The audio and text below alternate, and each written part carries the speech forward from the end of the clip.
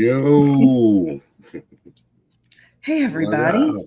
Hi, Can I hear that intro? I feel like I need my pimp cane, like walking down the street. Oh, yeah. Get the goldfish glass shoes, the aquarium Heck shoes. yeah. Just strut. How's everybody tonight? Yeah, how y'all doing? So like I was saying on Monica's show last night, I wanted to do urban legends and stuff, and we're still gonna stick to that topic. But I had to train a new hire at work today, so I didn't get a chance to do any freaking homework. I didn't, and my voice is like shot because I've been talking for God knows how many hours straight. But yeah, and Monica had one hell of a day as well. I had to wrangle drunk adults. It was fun. So yeah, we needless to say, we came slightly ill prepared for the subject matter, but Yes. But we'll try to keep it in line as much as possible, and keep y'all entertained. And I just happened to freaking get my first zit, and I don't know how long, right after I got a brand new 1080 camera. What the irony is that? That sucks. Yeah, I know. I was literally today at work, I was doing like this. I was like, what the? Dude, that instantly I'm like, I just got a new high def camera, and my body's like, dude, that sucks. Are you sure it's a zit and not like an ingrown hair? Could be an ingrown hair, but it's really high because I don't really grow hair for that. Because every time y'all see me when I'm shaving, that means it's been about a month since I shaved last. It takes me about a month to where my corner hairs start getting in my mouth and freaking me out. I call them cricket legs. There's little cricket legs in your mouth. Because I don't grow hair for shit. I don't grow facial hair. Well, I mean, that's the native, right? That's the native blood. But everybody else in my family. No, we peasants. We're Cherokee or Chiricahua. I almost said Cherokee. Did I do that? It's been a day. Okay. Apache. Right, Apache. But no, even the natives, except for I'd say my Uncle Henry, he doesn't grow facial hair to save his life. But all the rest of my uncles, man, they can grow full on beards and goatees and stuff like that. Really? Yeah. But Uncle Henry, he's got this standard profile. If you look at him from the side, you're looking at a buffalo nickel or one of those natives, or the Cleveland Indians mascot or something. It's dead on, the whole nose and high ass. Really? Shit, yeah. So okay, so I know that you're part Chiricahua. What else? What's your? So my grandmother on my mom's side, her mom was actually German, and her dad was Irish, but she was a product of SA. So it didn't. So the dude who did it, I guess he wasn't Irish. Okay. Yeah, and then that's why she turned out more native or Mexican looking. Okay. She's got the dark hair. Her sisters are almost straight up just white folk. They even talk like that. Man, I was sitting on the porch the other day. Yeah. That's just a product of your geography. Right. That too, yeah. But and then on my dad's side,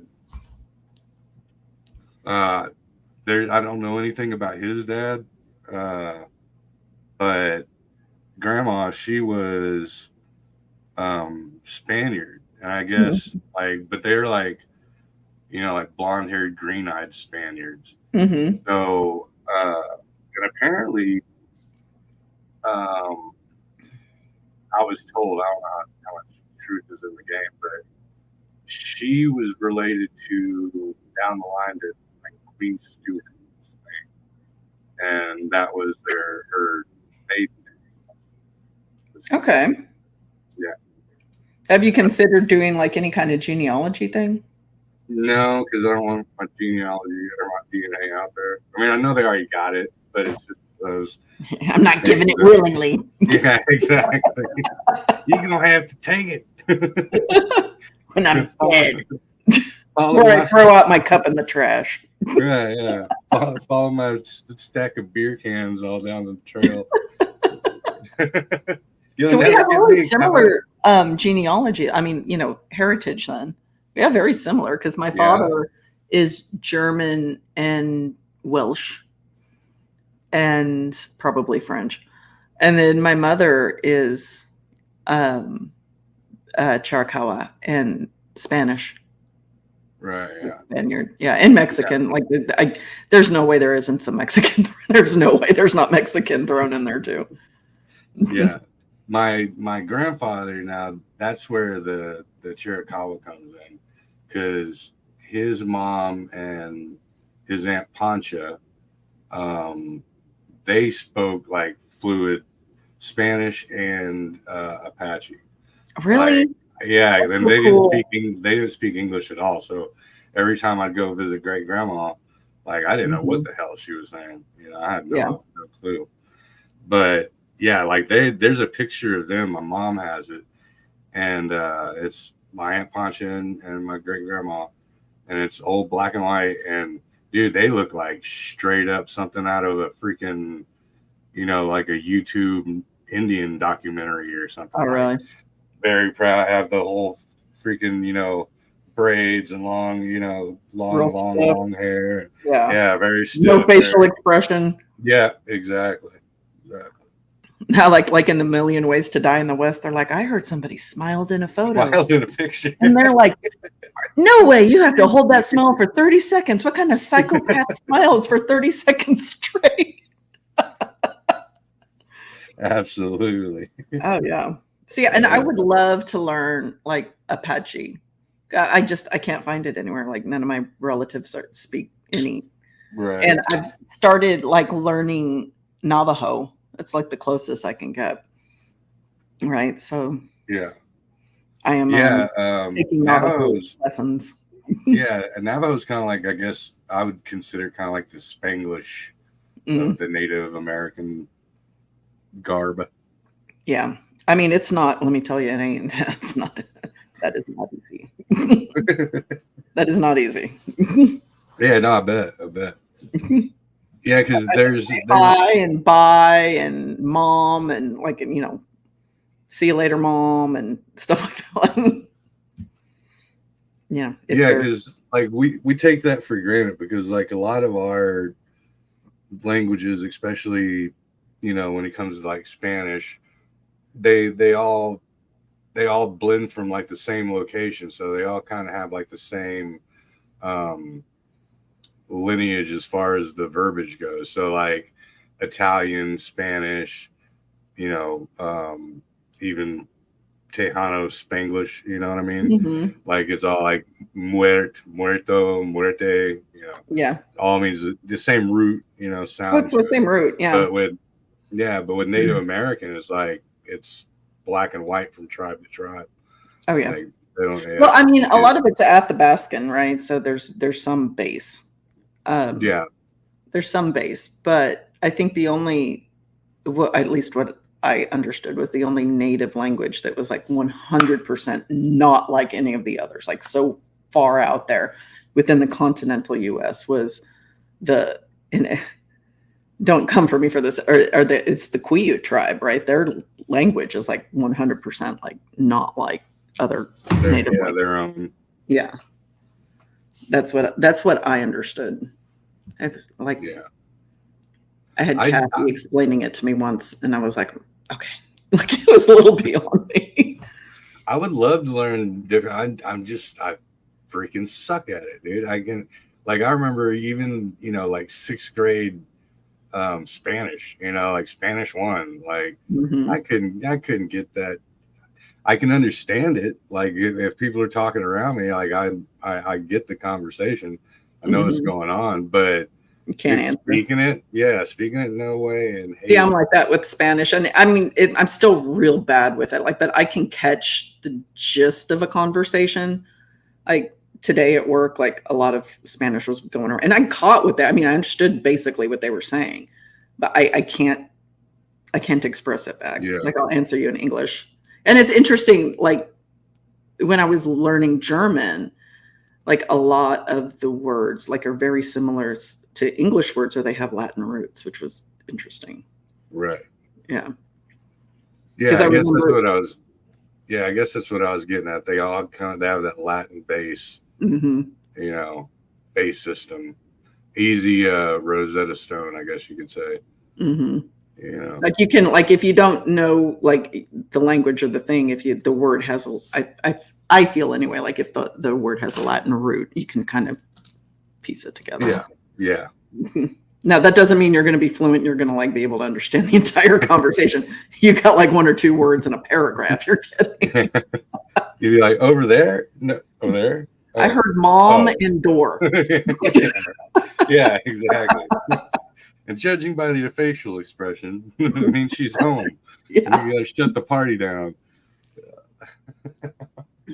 Yeah. So I guess to the subject at hand or whatever. So in your opinion, how would you separate or differentiate an urban legend from just a straight up made up scary story, or possibly a scary story or a story that could have happened, but there's no actual factual or like. Well, I mean, a legend's a legend. I don't know any of it has a ton of fact behind it, but I mean, I do believe that folklore and legends in general have a molecule of truth to them at minimum, right? And some of them are straight up made up, urban legends. Well, I mean, I think that the biggest thing here to separate is because there's a real fine line, right, between an urban legend and folklore, where folklore tends to be stories that are passed down generation to generation in more rural areas. Typically, that's a folklore. It's the lore of the folk. And urban legends tend to be more modern folklore, because an urban legend is folklore. It's just more modern, and that's not to say that it's not passed down like a generation or two, but right. It's not the deep rooted folklore like, you hear in rural areas, and then it becomes broad across, the US. But you hear things like we were talking backstage, like Bloody Mary, right? Mm-hmm. That's an urban legend, kind of starting to go into folklore, I think, because, it's been so many generations that it's been passed down through. So it's kind of a combination. Like, right. I don't know, like there's a real fine line between the urban legend and folklore, because urban legend, like I said, is folklore. Yeah. No, I agree. And actually I never really kind of thought of it that way, because it's like, it's a very similar thing. It's just that back in the day, there was no Urbia. Yeah. So it's called urban because it's, it's from a modern time. I never really pieced that together. And then you take the movie The Candyman. Well, that's completely, as far as I'm aware, not factual, fiction, right? Made up, but it had trickled down through maybe a generation or two compared to other folklore tales. It's relatively new, so it would still be categorized in the urban legend. Yeah. No, actually, because it's like right before I was like getting the studio set up and I had YouTube playing in the background. I was like, just throw it on some urban, 5-minute videos or whatever. And sure enough, it was, here's 2 urban legends that you might not know. And one was Bloody Mary and the other was Candyman. And I was like getting my drinks together and stuff. And I paused. I'm like, Candyman, an urban freaking legend. Like I don't remember. I just remember that being a movie, not an urban legend. Check your private messages because I just sent you something I'm going to take care of. So yeah, I mean, there's all kinds of, I think that Bloody Mary, like I said, is pretty popular. It's an easy thing to point out. I'm trying to think of anything else. We were going to go into the chat and like ask the people in chat, like, do you have anything that's maybe urban legend, folklore, even that's local to your area that maybe not the broader audience would be aware of? Because that's what fascinates me, is like getting into like niche areas, right? And hearing stories from a very specific locale, and that is folklore, where maybe not the broader audience has heard of it. I mean, I love stuff like that. I love it. Yeah, I agree. So, I mean, if anybody has something like that, I would love to hear it. Right? So, I'm trying to think. Now, another probably urban legend-y thing would be the ghost children at the train tracks down there, right? I think it's San Antonio, isn't it? Or is it Austin? Yeah. So but I hear the same type of story in different cities across the United States. Like I've heard it in places outside of San Antonio, just like, Gravity Hill. I think a lot of states have multiple Gravity Hills. There's a Gravity Hill near me, like growing up in Sonoma County, right? But then you hear of like, there's places where it feels like you're moving downhill, but you're really moving uphill, or, vice versa. And things like that are pretty interesting. But again, like I like the unique little out of the way niche-y things. Yeah, I agree. I like the one of them that stands out is like the Bunny Man. Like I always thought that was pretty weird. And it's a local thing. It only happened once. It didn't, it's not like it didn't take flight like Slender Man or anything like that. It's just kind of like one of those. It happened, and that's that was the only sighting of it, the only time it got put in. So to me, that gives more, I don't know, more credence almost, because if it's like, I saw a freaking Slender Man over here, then all of a sudden it pops up from in Ohio, the one story, then it pops up in like, BF Arkansas, you know what I mean? Like, it's like, wait a minute, are y'all just pulling off of each other's teeth? You know what I'm saying? Like, well, yeah, I mean, let's look at Slender Man, because that was a creepypasta story, and admittedly like 100% made up, but all of a sudden people start seeing it, right? Because the masses, and that's where we come into like the Tulpa egregore thing that I did. Right. Yeah. So, and I call it an egregore, and like we're all gonna die on that hill because it's something that had no physical form, and it is completely brought into existence through the beliefs of the many, through the group. Literally physically manifested. Yeah. It completely manifests through the beliefs of a bunch of people hearing a story and believing it. So that's where you're getting it popping up in like all these different places. Because if you have enough people concentrated, believing it, you're going to start seeing it manifesting. Yeah. Well, they did that experiment. It was called, I don't know if you, it's called, Have You Seen This Man? And it was like, all of a sudden okay, so you know what I'm talking about? Mm-mm. I don't think I've heard that. So the actual story, quote unquote, goes, this psychiatrist was talking to patients, and they're like, yeah, every time it's like a lot of times when I go to sleep, I have a dream about this man, and he has a very unique look, and he's always like, calm down, I'm not here to hurt you. I'm here to enlighten you. I'm here to show you something.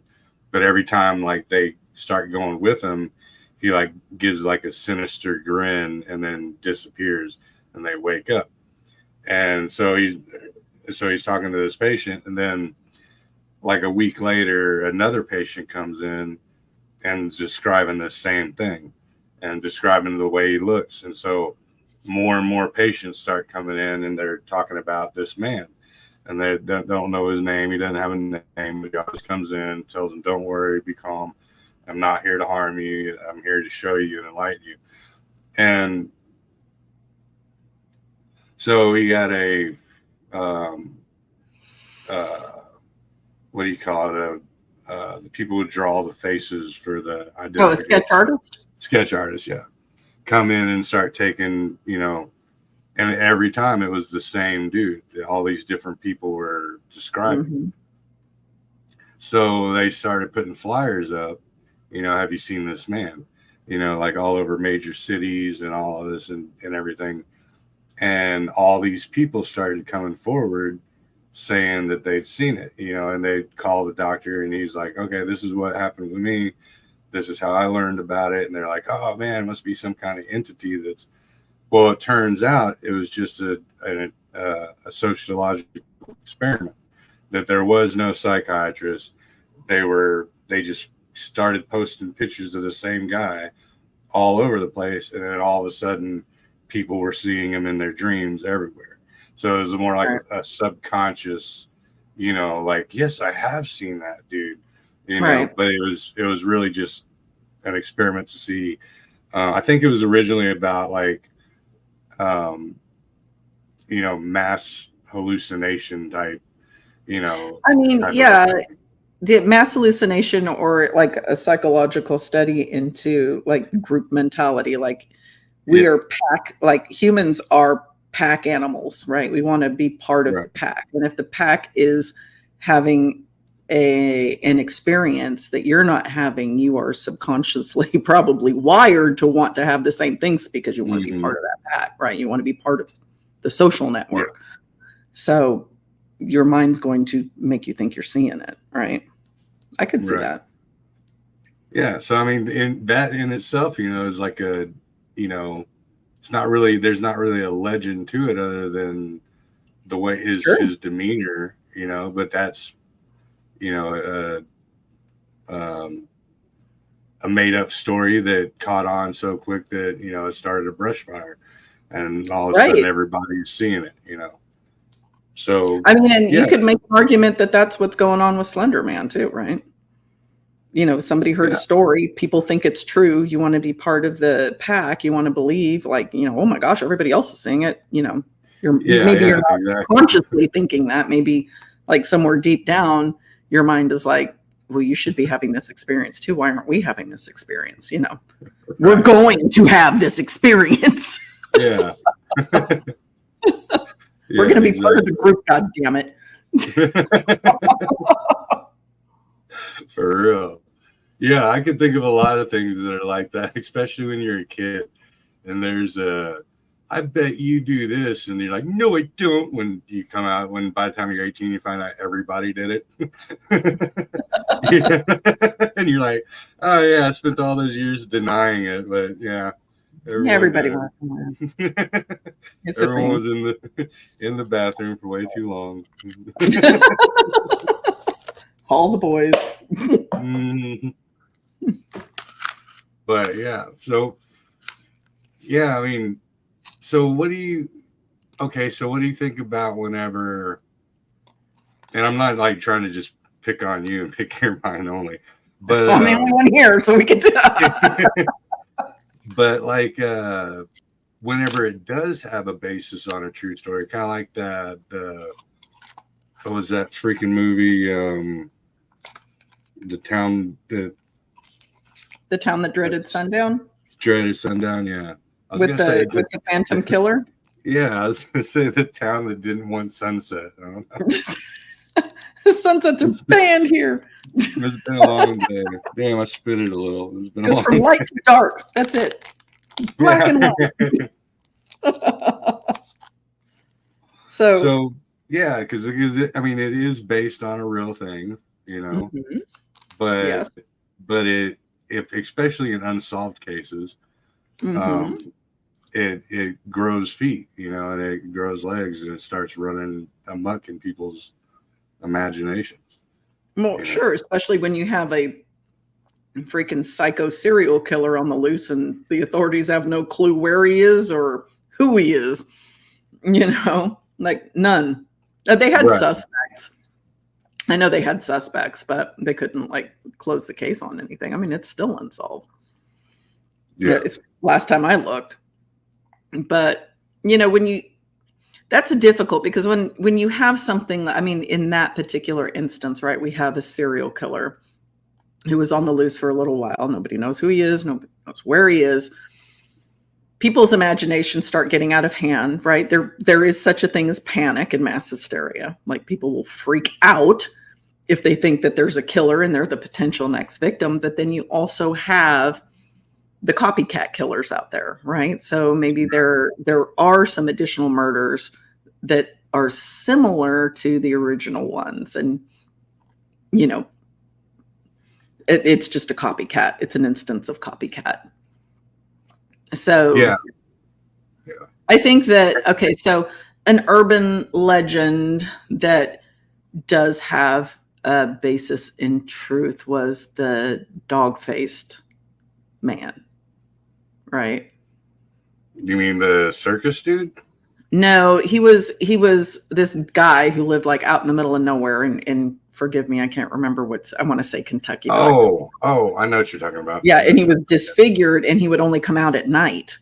So people were, saying, oh, holy crap, I'm seeing this, dude, this crazy looking person or humanoid or whatever this thing is, because he was seriously disfigured in an industrial accident or something. And that gave rise to a legend, but it really, we find out, it really was this reclusive man who was just, horribly disfigured and didn't want to come out. For obvious reasons. People were freaking out seeing him at night. Could you imagine in the daytime? So, he was just reclusive and, going out for walks because, he's a human. He's allowed to do that. And people just didn't know the story. And, bing, bang, boom, you got an urban legend going on in the area. Right. Yeah. No, that makes, that's true. Cause well, actually, it's kind of weird though. I wonder if he would have actually had the gall to actually go outside during the day. Cause shit is scarier at night. I get that 100%. So they might have just been like, oh, poor dude. He's had too many. Yeah. I don't know. People can be really cruel though. There are people like you and me that would be like, oh man, that sucks, that poor guy. And then there's people that would just, have no couth at all. And they would just point and stare and laugh and, do horrible, cruel things. I think, if I don't blame him, I probably would only go out at night too, less chance of an encounter with assholes. I might scare a few along the way, but shit, better life for me. I like them anyway. They're throwing rocks at me. Yeah, right? People are jackasses. Yeah. Yeah, I don't have a lot of faith in human. I just don't. I don't. I just don't see enough good on the regular to have a whole lot of faith in it. Yeah. No, you got me on that one. I definitely, and I used to not like humans at all. If you were human, I had nothing to do with you. I'll kick it with my dog, and I had homies and stuff, but just humanity in general, I was not a fan. Now, I was not a very nice person either, but I want to look at the good in people. When I'm talking to somebody, I want to believe that they're good. And I typically like do just go that route. Like I'll just assume that, you're a decent human being, but holy cow, like you get proved wrong a lot. You get proved wrong a lot. Yeah. And, I'm not to get too far off, but yeah. And that's what really sucks, man, and it's always the ones that stay closer the longer that end up screwing you over the hardest. It's not like the in and out ones. It's the ones that stick around for years and, know very private moments and stuff like that, that in the end, whenever they do just, do you dirty, it's just like so far out of left field because you spent so much time with them. Yeah. That's the biggest betrayal, I think. That sucks. I've been there too many times, and it's like, it's hard to open up to people after that, right? Exactly. Friends and no, I totally get it. Yeah. I'm always like, I mean, even though I've been burned so many times, I still like want to think like, oh, everybody's my friend, and I definitely overshare. And then I think later on, man, I don't know if that was a good idea. I don't know if that was a good idea. Guess we're going to find out online, aren't we? Right. So, no, I get it. Yeah, people are crappy. Somebody asked, okay, so let's going back into the like urban legends and folklore. Somebody asked, Cole? Well, there's Indrid Cole, right? That's connected to the Mothman. There's the Men in Black, right? Connected to all kinds of crap, including Mothman. But then somebody asked about the melon-headed children, right? Which I'm going to have to, I've heard of it and I'm not really super familiar with it. But then there's the moon-eyed people that, like, from a tribe in Georgia, right? They had a legend about moon-eyed people. And it was like at Fort Mountain, there's like a whole plaque and everything about them at Fort Mountain State Park, because I went there a few years in a row. A beautiful place, by the way, if you ever get a chance to go. Like, I highly recommend Fort Mountain, especially, I would say, in late October. It's beautiful. It looks like Walden's Pond. Nice. I don't know the moon-eyed people. Well, yeah, Barry, you're with me, man. What is this we're speaking of? So, I mean, you're asking me, like, there's a plaque out there, but I wasn't studying it. But when they were talking in the chat about the melon-headed kids or people, it made me think of the moon-eyed people from that particular legend. And I mean, I can look it up and read it to you, and I could tell you what I think it is, like, from memory, but I would probably be lying, and I don't want to do that. I don't want to tell you what I think it might be. No, I mean, like, what is the main thing? Like, why is it moon-eye? Is it because they have like giant freaking eyeballs, like alien grays or something? Yeah, I want to say that they were like, I want to say it did, like, they did have like big eyes, but now I'm gonna have to look it up. Let me Google it.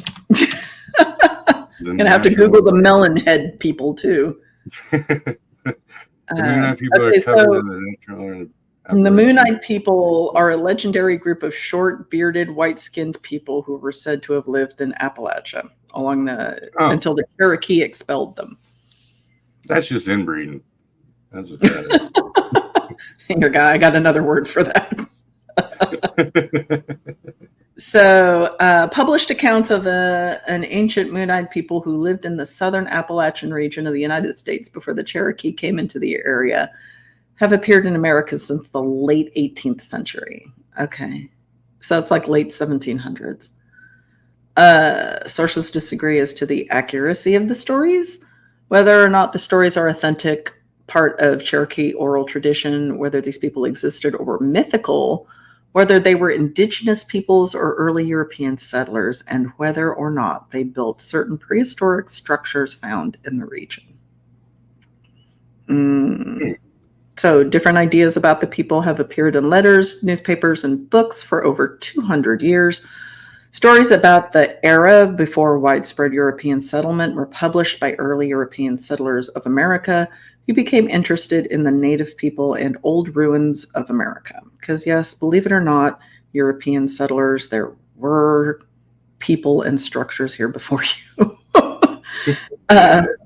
Among the earliest people to mention the legend are Benjamin Smith Barton, who wrote that he had heard a story from Leonard Marbury about ancient moon-eyed people in John Sevier, like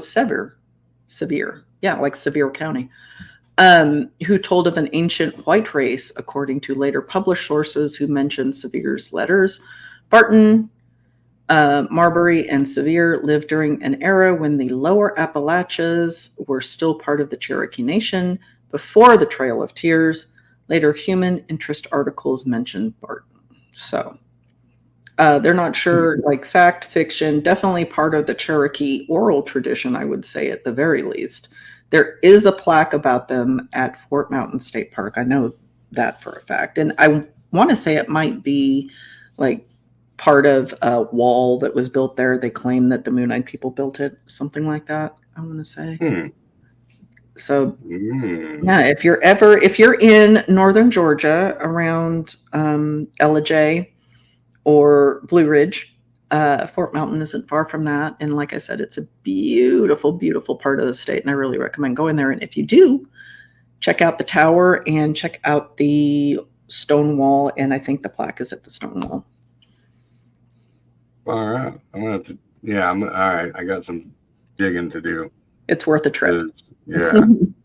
And there's all kinds of reports of Bigfoot and Dogman in the area too, because you're not far from, I mean, you're in the Smoky, but you're not far from, oh gosh, what's that one giant state park that everybody thinks is creepy as hell? No, that's the cave system. It's just north of Blue Ridge. Davy Crockett? No, I can't remember. I'll think of it. But anyway, there's reports. There's all kinds of reports of crazy stuff up there. And then the Bigfoot Museum is up there, right in Ellijay. So check it out if you're in the area. It's worth it. Heck yeah. So that's where these cats come from. Okay. So speaking of, now that we're in the eyed children, what would you consider the black-eyed kids? I would consider black-eyed kids an urban legend for sure, right? Because that's pretty new. They are popping up everywhere. I don't know what to make of the little bastards. I think that they're vampires or some sort of vampiric entity, in my opinion. Right. And that's solely based on them asking permission to enter anywhere. Like your car, your home, wherever. Let us in. Let us in. Yeah. Let us in. We need them to use the phone. Yeah. Yeah. Yeah. And that's where I A, with the vampire thing, and also B, with the urban legend. Because I remember the first time I heard about black-eyed kids was when my mom smacked me. And I had one black eye. I was a black-eyed child for about 2 weeks. I was one myself for about 2 weeks. No, but was on the original freaking Unsolved Mysteries. Really? Robert Stack. Yeah. Okay. I remember first seeing them on there, and it was about the guy in his car when they come up and they're like, "Mister, we need a ride," blah, blah, blah. And I just remember that being, like, okay, so I've never heard of this before at all. Obviously you're talking vehicles, you're talking telephone. We need to come in and use the phone, blah, blah, blah. Mm-hmm. And so I'm like, that's all modern technology. It's not like, you have Native American lore about, the black-eyed children stopped by the teepee today. Yeah, right. I wouldn't like none of that shit. So I told him to get the hell out. I told him no tobacco for you. But I can do that accent because I'm one of them. All right. Yeah, me too. That's all cool. We're good. But you know, so yeah, that to me, that lines right up the alley of the urban legend, you know, kind of a thing. Modern, there's no huge network of it. You know, it's not like some dude from Omaha, Nebraska saw one, and then there's some dude in, you know, Great Britain that's seen one 10 years before that. You know, it was all based. And then come the, you know, the episode on Unsolved Mysteries, and I remember it blowing up. I remember like seeing it on Unsolved Mysteries, and then within a year, you know, hearing other kids talking about it like it's a ghost story. And I'm like, you know, I never heard about any of that. You know, I don't know how many of these kids actually watch Unsolved Mysteries, but you know, maybe their parents are talking about it around the dinner table. Or, are you kidding me? I used to watch Unsolved Mysteries. What generation are we? We were watching all kinds of inappropriate shit when we were kids. Yeah. So they probably saw it. But that's interesting because I don't remember seeing that on the original one. That's interesting, though. Yeah. Doesn't mean I didn't see it. I just don't remember it. Woody just popped up backstage. I'm going to bring him on. Sweet. Hi. What up, Woody? What's happening? How are y'all? Oh, you know, we're doing good, man. Good. How you doing? Oh, good. Just got back from Hallettsville, Texas. Figured I'd jump on here before I go to bed. Where's Hallettsville, Texas? It's near Shiner, Texas. It's like an hour and 30 minutes from here. It's like what was going on out there? What drew you to its presence? Clay T Money over here is a scrimmage football game. Okay. Yeah, so he's got a buddy over and they're eating pizza and all that good stuff. And man, I am beat. There's been a lot of early mornings lately, man. I bet. A lot of early mornings dropping them off at football practice and just blowing and going, man. And got to be out in that heat too. That zaps you. Oh yeah. It was a rough one today too. I bet. So how y'all been? Everything good? We're good, man. We were just chopping it up about some urban legends and what's, you know, like some of those pieces. You got any urban legends you know of? What? Real quick, did you get that video I sent you? Did you happen to watch it? Which one? It might have been too long to send you. So Kim, that lady's house or that business that's haunted, he sent me a video, and it looks like an orb is just kind of hanging around, and it comes back again. Well, some people, I put it on a paranormal thing, and some are saying it's a spider. Some are saying it's a bug, but most people are saying, no, this is like 100% orb. But if it was a spider, I don't know. I'll have to send it to y'all. It's security video, so it's not very long. I kind of trimmed it down, but it's pretty cool. It just kind of appears and it's like kind of flying around. Huh. But it's I want to see that. Yeah, it's sorry, I almost dropped my phone here. It's very, very interesting. I told Kim, I was like, oh my God, I've never seen anything like this. So yeah, dude, I don't know. No. I'll send it to you both. That sounds good. Yeah. Shoot it to my email, and I can actually even pop it up on here. Yeah, see if you can. I think I sent it Messenger. Okay, I'll check it out. Let's see. Sorry to cough in everyone's ear like that. I'm still coughing up tequila.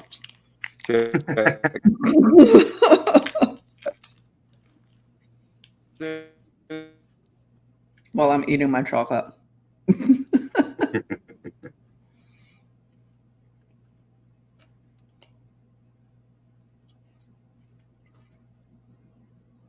You there, Woody? Yeah. I think he's freezing up a little bit. It was starting to go. There you go. Oh, maybe. I don't know.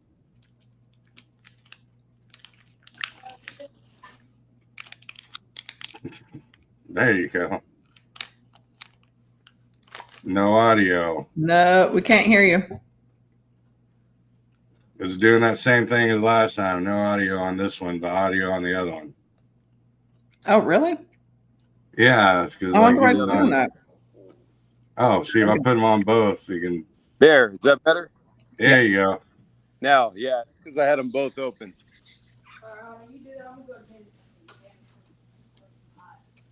All right, so y'all can hear me now, right? Yeah. Yes, sir. All right, perfect. Awesome. Yeah, if you get to watch that, let me know what you think. I think it's pretty neat. Sounds cool. I'm interested. Yeah. But as far as urban legends, the ones out here, the Donkey Lady Bridge, the Midget Mansion. There's a whole bunch of them around this part of the world. The Midget Mansion. I mean, there's so many different tales of that one, but I guess what we used to hear is the midgets all lived in this little house, and the dad murdered all of them and then hung himself type Holy thing. Cow. Yeah, so that place, it's gone now. It's like a Lowe's or something built over the place, but it used to be a house that we used to all go to way back when, but it's all been developed and it's all different now. There's a bunch of ghost midgets running around Lowe's. Yeah. That would be interesting. Could you imagine? What was that one that you were talking about? I don't remember if it was a legend or an actual story, but Which one? The Chinese the graveyard? Chinese cemetery. Yeah. I don't think. Okay, so I'll tell you that this is kind of weird. So the Chinese cemetery, it's not really a Chinese cemetery, but for some reason they called it that, and they said that it's haunted by a 12-foot tall Chinese woman. It's actually called Loma Vista Cemetery. My cousins used to drop me off over there, and scare the hell out of me when I was as a kid. Oh yeah. They used to. That's how I learned about it. But later, years before, so somewhere around, and you can look this up on Google. I don't remember the exact dates, but there was a kid that was killed, a teenager that was killed by an 18-wheeler, got ran over, and they buried him there. And somebody dug this kid's grave up in 1980 something, and they did black magic. They took all of his clothes off and they propped him. It's just very disturbing. Well, in 2004, someone did that again, and they had black candles, and so this poor family has to bury their child again. I want to say he was 19 years old. Oh, that's terrible. Yeah. So if you look at pictures online or if you just Google Loma Vista Cemetery or the Chinese graveyard in San Antonio, you'll see where they used to have pictures. They used to have pictures online of, there's signs in there that says no witchcraft. So weird. So I looked it up. It says it's called the Loma China Cemetery. Oh, is it Loma? I thought it was SEMA. So they're calling it Loma China? That's what I'm reading. Oh, okay. These people could be wrong. That sounds about right with them. So there's a lot of Hispanic names in it, though. And that's interesting. Yeah. Are you seeing anything where it says no witchcraft? Let's see. I bet they're doing the Loma China as a word play because it's the Chinese cemetery. It's in Loma China. Loma China. Yeah, maybe. Yeah. Yeah, that might be. So it's the rumored burial site of the Donkey Lady. Yeah, I've heard that one. There's a whole thing about witchcraft. Yeah. So it says, over the years, the graveyard has become a site for conjuring and the practice of witchcraft. This prompted the Guzman family, because apparently it is a private cemetery, it's saying, to post a sign explicitly stating no witchcraft. However, the sign has done little to stop the practitioners. There have been numerous accounts of visitors being chased away by a group of people dressed in black, appearing to be dabbling in the occult. A couple of visitors said that it scared the hell out of us and that they haven't been back since. Right. These incidents usually happen past midnight, of course, on those nights when there is a full moon. These spellcasters and black magic fanatics attend the graveyard on a more frequent basis during the month of October, and All Hallows Eve approaches. Let me tell you, that's not like the only spooky time of the month. And in fact, in December, there's 3 nights that are more powerful than Samhain. Yeah. They just don't know. And that tells me I believe it. Yeah. Could they be attempting to summon? Okay, who the heck wrote this? Okay, so whoever wrote the article doesn't know what the hell they're talking about. Could they be attempting to summon Samhain? You can't. I think they meant Satan. Yeah, they might have been summon drinking or something when they wrote that. If you visit the graveyard in the daylight, chances are you'll find items scattered about, left behind from previous rituals. But if you do visit and come across any of these items, leave them be. Duh. Leave them be, right? According to the legend, bad luck and even spirits can possess these items, and anyone who touches them may soon find themselves cursed. Which is kind of true. Like, I wouldn't recommend, like, if you find stuff laying around old cemeteries or wherever where somebody was doing some sort of ritualistic, whatever the hell they think they were doing, just leave it alone. Leave it, yeah. Leave it the hell alone. I don't mess with the black magic or the voodoo or the witchcraft stuff. I just, speaking of that, you know, I had a friend, he's a friend of mine. He used to live next door to me. Now he lives up in the Panhandle. Man, he would do like Christian missionary stuff, and he did one in Haiti. And oh my God, man, I'd have to bring him on one night. I have him on the show to tell you that story, but because I can't tell him like he tells it. But apparently, they were trying to like pray away some evil thing in Haiti, and this thing was like banging on the door and laughing, and it was like mocking their voices. And man, telling you, praying it away doesn't always work. I didn't think it worked that night. I mean, whatever that was very evil. Mm-hmm. And that's what he was there for. It was like a missionary, not for that. He was just explaining to me like how weird Haiti was, like he kind of wasn't ready for that kind of weird shit. Like he couldn't believe what he was seeing and hearing, and just the pure evil that was there, I guess. Not sure. Yeah, and oh man, he could tell it a lot better than me. I mean, you get some serious practitioners, they're going to be summoning some stuff that you don't want to mess around with. That's for sure. I mean, you get these like dipshits that are out in the cemetery in black robes jacking around in the middle of the night, probably just don't know what the hell they're doing. They're probably cursing themselves more than they're doing anybody else. Right. They're stupid. But that was a thing in the 80s. It was huge in the 80s. Seeing people in black robes and, you know, devil worshippers. That was in a graveyard. Okay, so anybody who practices witchcraft, truly, you go, it's not just any graveyard dirt, and you need real specific graveyard dirt, right? I mean, you can use general graveyard dirt, but you're going to get a weak spell out of it.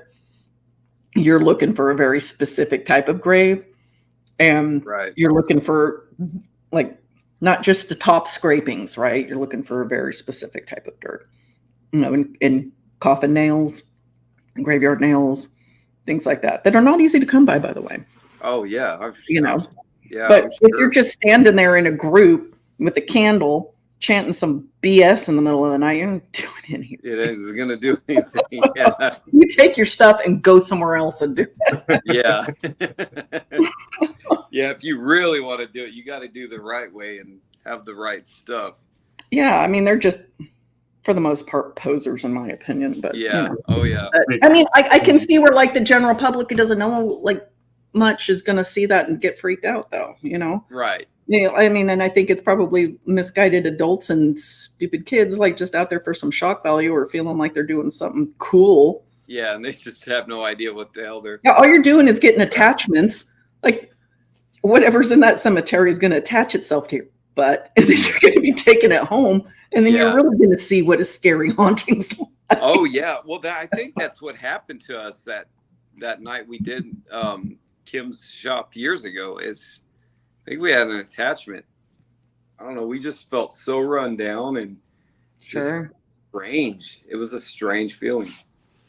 Yeah, I mean, like you've got to. I mean, in my opinion, and I don't always do it, but it's good. Like, you know, if you're going into a cemetery, even if you're visiting family members, to like, you got to ask permission to enter, right? You leave the coins at the entrance to the cemetery, or, you know, you don't take anything that doesn't belong to you, you know, that kind of respectful while you're in the cemetery. But even then, you know, I think that personally, I think that whatever is lurking in the cemeteries are not the people that are buried there, because your soul is long gone. Like, who's following their soul, like from their place of death to the funeral home, in the procession, and then to the cemetery? Like, yeah, you're not going to hang out, right? So I feel like what's hanging out in the cemeteries are, you know, these things that feed off of grief and feed off of that low vibration and that negative, you know. You think that's what it is?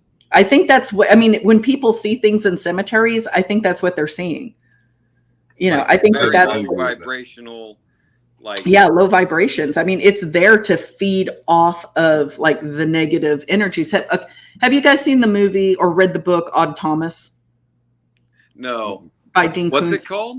Odd Thomas. Yeah, no, I haven't heard that one. So it's about this guy, right, who's psychic, and he can see all these, like, he sees ghosts and he sees like otherworldly things, and there are these black creatures that he sees, and he calls them bogarts, and they feed off of evil and negative energy. And I think that what is in cemeteries is similar to what Dean Koontz is portraying in that story, right? They feed off of that negative energy or that grief. And you see them, like in the book, you see them in the movie, you see them in mass, like when there's about to be like a big tragedy or a murder, or, you know, if something just bad has happened, they just swarm in and they just eating off that energy. Yeah. Damn, speeders. Yeah. like they were swarming around Manson or something. Yeah, exactly. Like if you could see them, they'd be all over like the Manson compound, or you know, Sharon Tate's house, like leading up to the murders, and probably immediately afterwards, they'd be all over the place there. Yeah. That's not too far to kick out of bed, because like we've talked about this before, whenever it's almost like a preemptive energy whenever you start to get in a really negative situation or a haunting type of a thing or whatever, or even just a bad time. Like say you're walking down the street, you know, and you feel that heaviness and that negativity, and then all of a sudden someone's like, hey, you know, blah blah blah, and you're like, damn it. There is. You know, I was just trying to get to my car from 6th Street. Now I'm going to have to, you know, fight my way to it. Now I have to fight my way to it. Yeah. But I mean, so it's true though, because you know, that would give a lot of rendering to that oppressive feeling that you get before a lot of these. Yeah. You know, that intuitive feeling that you get, right? Yeah. The warning. Yeah.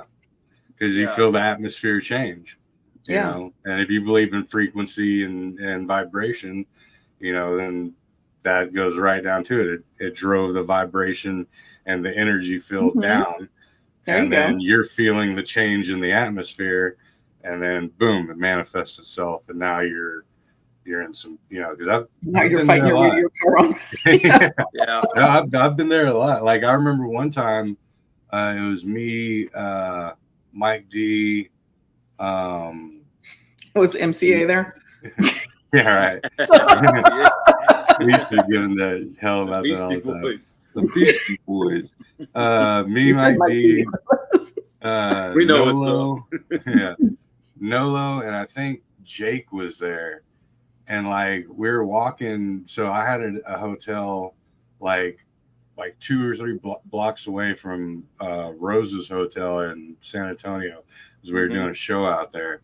And it was like we were walking, just chilling. We were drinking, just having fun. You know, we're like, yeah, joking and shooting the shit. And then like all of a sudden we all kind of got like this real slow, like kind of like you feel that kind of a shit. And then there was a Pizza Hut, or no, it was a Little Caesars, and you know, off to the left. And all of a sudden you hear the glass kick out of it, you know, out of the front door. And some dude comes out and he's just like firing straight at us. Blah, blah, blah, blah, blah, blah. Holy cow. You know, and I was, yeah, and everyone like Nolan freaking jumped on Mike D. He's like, you got to save hard jaws. And and I just stood there with my beer and I was like, yeah, all right. You know, but like we all like, because we were walking in unison, we all kind of like stopped almost. We're just kind of like, you know, and then all hell broke loose. So, you know, yeah, you could, you know, that I've had a couple instances where, you know, not just from supernatural, but from, you know, street life type shit where, yeah, you know, whenever these dudes over here at the pool hall are plotting on you and they're going to be tied, even if you don't see it, you're like, that, yep. Shit. You just I remember those days. Yeah, you could just feel it. Yeah. I don't miss that shit. That's why, man, I really don't do people that like if you're my friend, that's one thing, but if like me in public, dude, like we were talking about that earlier. Yeah, dude, I just don't do people like there's too many weird shit that can go down and I don't, you know, I'm 45 years old. I shouldn't say that on here, but I don't have the time to like just get in a fist fight with somebody. And people are nuts, man. People are nuts. I deal with them all the time. You know, I don't get road rage, but there's times where, and I'm surprised, dude, I've been able to like scare people away. And I can't believe, because I was always a skinny kid, you know, and nowadays, like, they'll cut me off and they'll look at me and I'll just look out of the, and I'll say, this is my lane. And they just kind of like look forward and it's like, all right, this is pretty cool. You got to show them the crazy, man. You got to show them the crazy. You got to front the crazy. Yeah, man. And like, I warned my wife one night, we were walking into Rolling Oaks Mall and I tell her, like, don't get me into any of these damn scuffles or anything. And she was mad because a car almost hit our kid. And she's like, you better tell him something. I said, Haley, you go tell him. If you want me to say something, you better say. And she's like, no, tell his ass. So I said, here he comes. He's parked. He's walking up. And I could tell my wife was getting kind of like concerned, like she didn't want me to. So sure as shit, this guy walks up. I said, hey, man, you need to watch where you're going. You almost hit my kid. And he beelined it into that mall so fast. And my wife's like, no, I don't say anything. I'm like, well, this is what you asked for. I mean, I'm telling you, I don't want to get in these, but golly, I will. But that's why I don't. That's why I go west. I always go west. I go where the aliens are and the Bigfoot and wherever else I can find out there, because that's the kind of vibe I like. I like these. I'm so obsessed with these little towns too. I know I say that a lot, but I'm missing it out there so bad right now. We got to go to Apache Cave. Oh yeah, dude, you really want to go. Love it. I'm actually gonna try to see if I can come up with some. I have so much video material on that place, and that would be so cool if we could all go there. And that's not the only thing. Oh my God, there's Superstition Mountain out there. Have you heard of that? Oh, I know the Superstition Mountains. Oh God, all the stuff that goes on out there. And I don't know if I told y'all, because I always drank on these podcasts, but pardon me if I'm repeating myself. But the last time we were out there, me, my kids, my dog, we brought our big red pit bull with us. We were on a hike out there, and I started flying my drone around, and the sun started setting so quick, and I started freaking out because we couldn't find our truck. And if you know, out there, it was like 80 degrees that day. The temperature just starts dropping. Oh, heck yeah. You can freeze to death out there real easy, but thankfully we found my truck. And you can lose your head out there real easy too. Literally. Yeah. Literally. Yeah. I'm not like literally.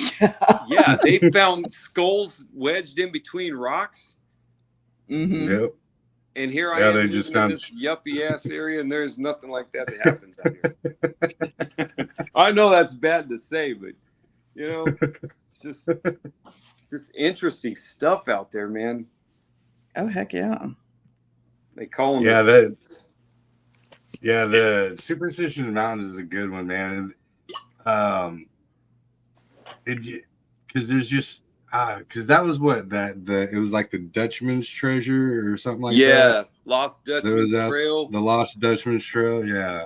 Right. Yeah, that was a good one. And then they said that one of the dudes that went, so I guess there was like a military, if I remember all this correctly, it's been a while. There's like a military excavation of it. And they said that one of the dudes that they found his body headless before he ever got there, or something like that. And then they found his initials carved inside the cave, but apparently he never made it. Yeah. So so it was like ghost initials, or maybe he was like just trying to go on his way back, ran into something and turned 180 and started hauling ass and ran into something. You keyword is something, because there's something up there, that's for sure. There, dude, this one woman, and this is a story I heard online, is there was a woman that got like attacked by some kind of like reptilian dude or something. Really? Yeah, you'd have to look into there's specific words I don't want to use on here, but that's what apparently happened to her up there. And there's an interview somewhere on YouTube. Yeah, something like that. Assaulted by reptilian. I'm getting V. Remember that TV show V? Yeah. I'll be over there in a minute. Yeah, the one from like the late 80s. The 80s. Yeah. That was like a series, right? Yeah. The reptilians are coming to take over the earth. That's like disguised as humans. Self-disclosure. Yeah, right. Yeah. Hey, because that's really that's like a real thing. Yeah. So, one of my friends and I look at people, and for years we've been like, she's a reptilian. Yeah. You can just tell. There's no way she isn't. I think a lot of politicians are. Oh yeah. There's definitely some weird shit going on. I mean, if you ever like get into that Men in Black shit, it's so bizarre. Yeah, I think because we did on Monica's show last night, we were doing secret societies and stuff, and that's kind of where I think it, the bloodline comes from. When it comes to these real higher upper echelon, right? They're mixed with something. And I think it's reptilian. It's got to be. It's something very strange. Yeah, I know that's like a cliche, especially nowadays, and be like, oh yeah, they're reptile people, but like I don't know, it's always kind of been there, like in front of our faces with it, like like you're saying, Monica, like a soft disclosure, the preemptive prediction kind of a thing, like, oh, we'll make a movie about it. That way, when it happens, it's not that big of a deal, Or what was that one, the Cocoon, like where they took all the old people? Okay, now I'm okay with that. Like take me and regenerate me, please. I qualify as an old person at this point. Right. Hey, we both do. Well, all three of us do. Well, I don't know about coming back, man. Like I do, but I'm like, so are taxes gonna go up? Am I still gonna have to, like, get tickets and stuff like that? I still have to drive this. Not that because I'm just so over it. I really don't want to go through freaking elementary and middle school again. I skipped high school, so I'm not worried about that. But. See, I think about that, when I think about like reincarnation and deja vu and stuff like that, I'm like, okay, so hear me out. What if we have to relive the same life until we get it right? Right. And that's where we get deja vu from. We're just constantly reliving the same life until we get that life right. Yeah. Right. I don't know. Dolores Cannon says that. Dolores Cannon? Mm-mm. Oh man, she's the old lady that was always she did the past life regression thing. Okay. Cheers. See that little crown? Salute. I got my Brewster mug. Go check out Brewster. Oh yeah, by the way. They are hilarious. I didn't know it was in there, so I was like drinking it. I'm like, what the fuck is that little cube? And like, it was engraved. Yeah, we're like talking all this stuff. I'm like, dude, they freaking microchipped my freaking drink. They microchipped it. Hey, you never know. They're tracking your bourbon. Yeah, and then I'm like, oh, it's a crown glass, and it's a crown, and it's not in my bourbon; it's underneath it. Son of a. Hey, man. Sorry, but anyway. You know what? I went over to Jake 2020. Remember that guy you called Jake 2020 at my wedding? Yeah. Oh my God, dude. He's kind of a hermit. He's a hippie from the 60s. And oh my God, he was going off on telling me stuff about the Nephilim and all kinds of shit. And I asked him, I said, hey, do you think you can be on my buddy Breezy's podcast? And he's like, well, I don't really like to be videotaped, but I'm trying to get him on. Dude, he says he's got some fascinating like stuff that it's in his head, dude. And he's like pushing 80 years old. So it's like, I mean, he was, he didn't have to, he didn't have to be on camera. It could just be the audio. You just got you know what? You can do a pre-recorded session too. That too, yeah. You know what? I'm gonna probably do that because he's like one of those. Oh my God, he hates the government, and you don't even get him started. If he's a true hippie, he definitely hates the government. But check this out. He was a registered Democrat back in the day, and now he's totally different. And oh my God, and some of the stuff he says. But he's always been one of those prepper guys, He won't own a cell phone. He refuses to have he's got the landline still.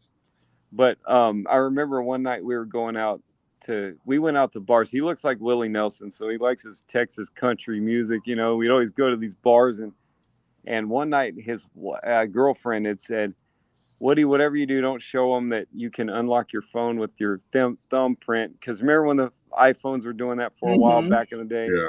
And he saw me unlock my phone with my thumbprint. And he's all, now, Woody, now they have all the information they need on you. And I'm like, damn it, Sam, I don't care. Wait until facial recognition becomes a thing. Yeah. But he is like that. He's just absolutely, you can't. He won't get on Medicare. They keep telling me to tell him to get on Medicare. He won't do it because he doesn't want to be a part of the system. Right. And he's just like that. But he's got some wild stories, man. He used to take peyote and all that, sleep in the desert. And, that's hardcore. Yeah. Dude, my uncle Bob, once to like the 90s, I remember like mid 90s to late 90s, whenever the internet really started becoming a big thing. And that dude, if you had like a 98 or newer car, he would literally shut all the AC vents because there's cameras in the car. and they were monitoring. But he was a tweaker, so yeah. But he's like, I swear, there's micro cameras in the air vents. Yeah. Car. Yeah, I'm I think they're all over. I'm like, in a Geo? No, dude, there's no. Your Geo Metro. I guarantee you, there's no cameras in a Geo Metro, dude. Oh man, I wish I could have met that guy. Oh, I know you wouldn't. No, I've known many crazy people like that. Like, dude, yeah, that just like a off topic, but yeah, one quick story about him. So like we're chilling, me and my ex fiance, we were chilling in the living room watching a movie. Yada yada yada. For God knows how long. It was raining outside. We didn't go out. We weren't going outside. I smoked in the house, and so no reason to go outside or nothing like that.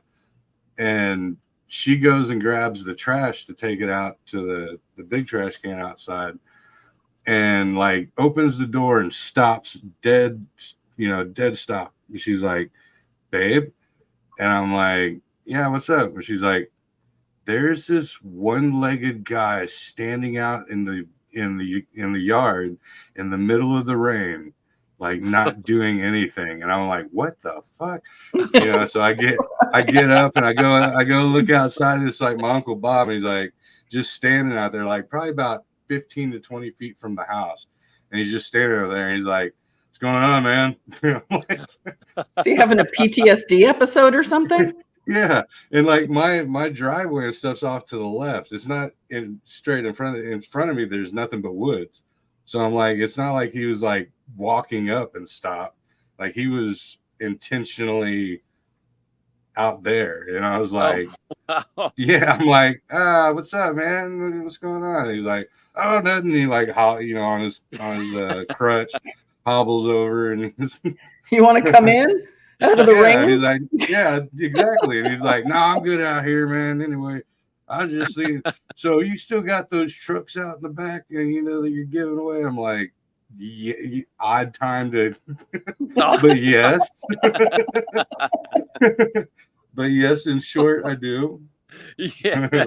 Very weird of you to just be standing. And I mean, he was soaked to the bone, just standing there. Jeez. Like the guy on Poltergeist and shit, right? Dude, that guy is creature out, dude. Yeah, he is freaking nutbar, man. But yeah, anyway, so yeah, that's why I'm like, no, you didn't want me. Dude, Uncle Bobby was his name. Uncle Bob, yeah. Uncle Bob. That's the one that Jake used to tell me about. One-legged guy.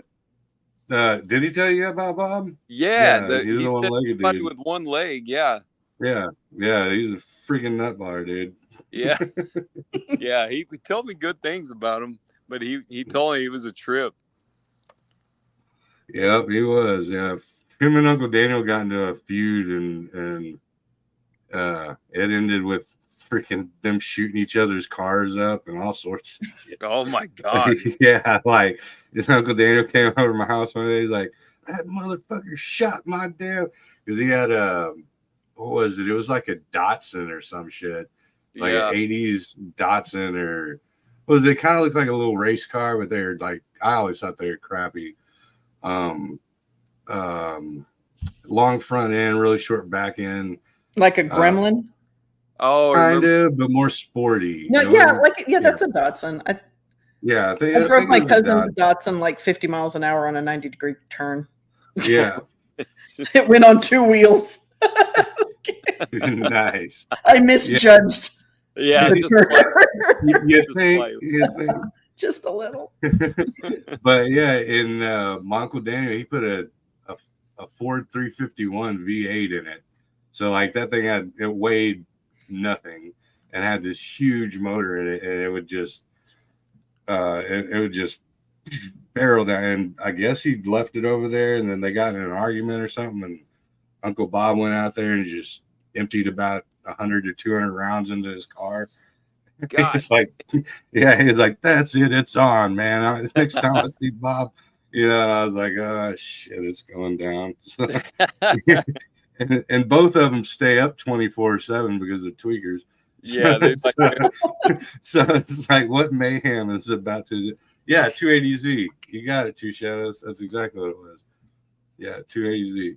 Man, gotta love the tweakers, right? I guess.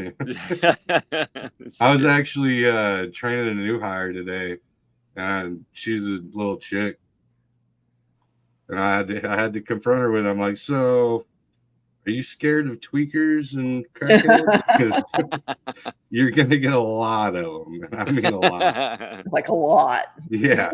And she's like, what do you mean? I'm like, well, there's this one dude. He used to come around. I was like, I scared him off, but he used to literally just walk in and just his boxers, and he'd be like, man, can I get a Coke from you? I need to get a Coke. Here's $1. You know, like, oh my gosh. Is this a Cedar Creek?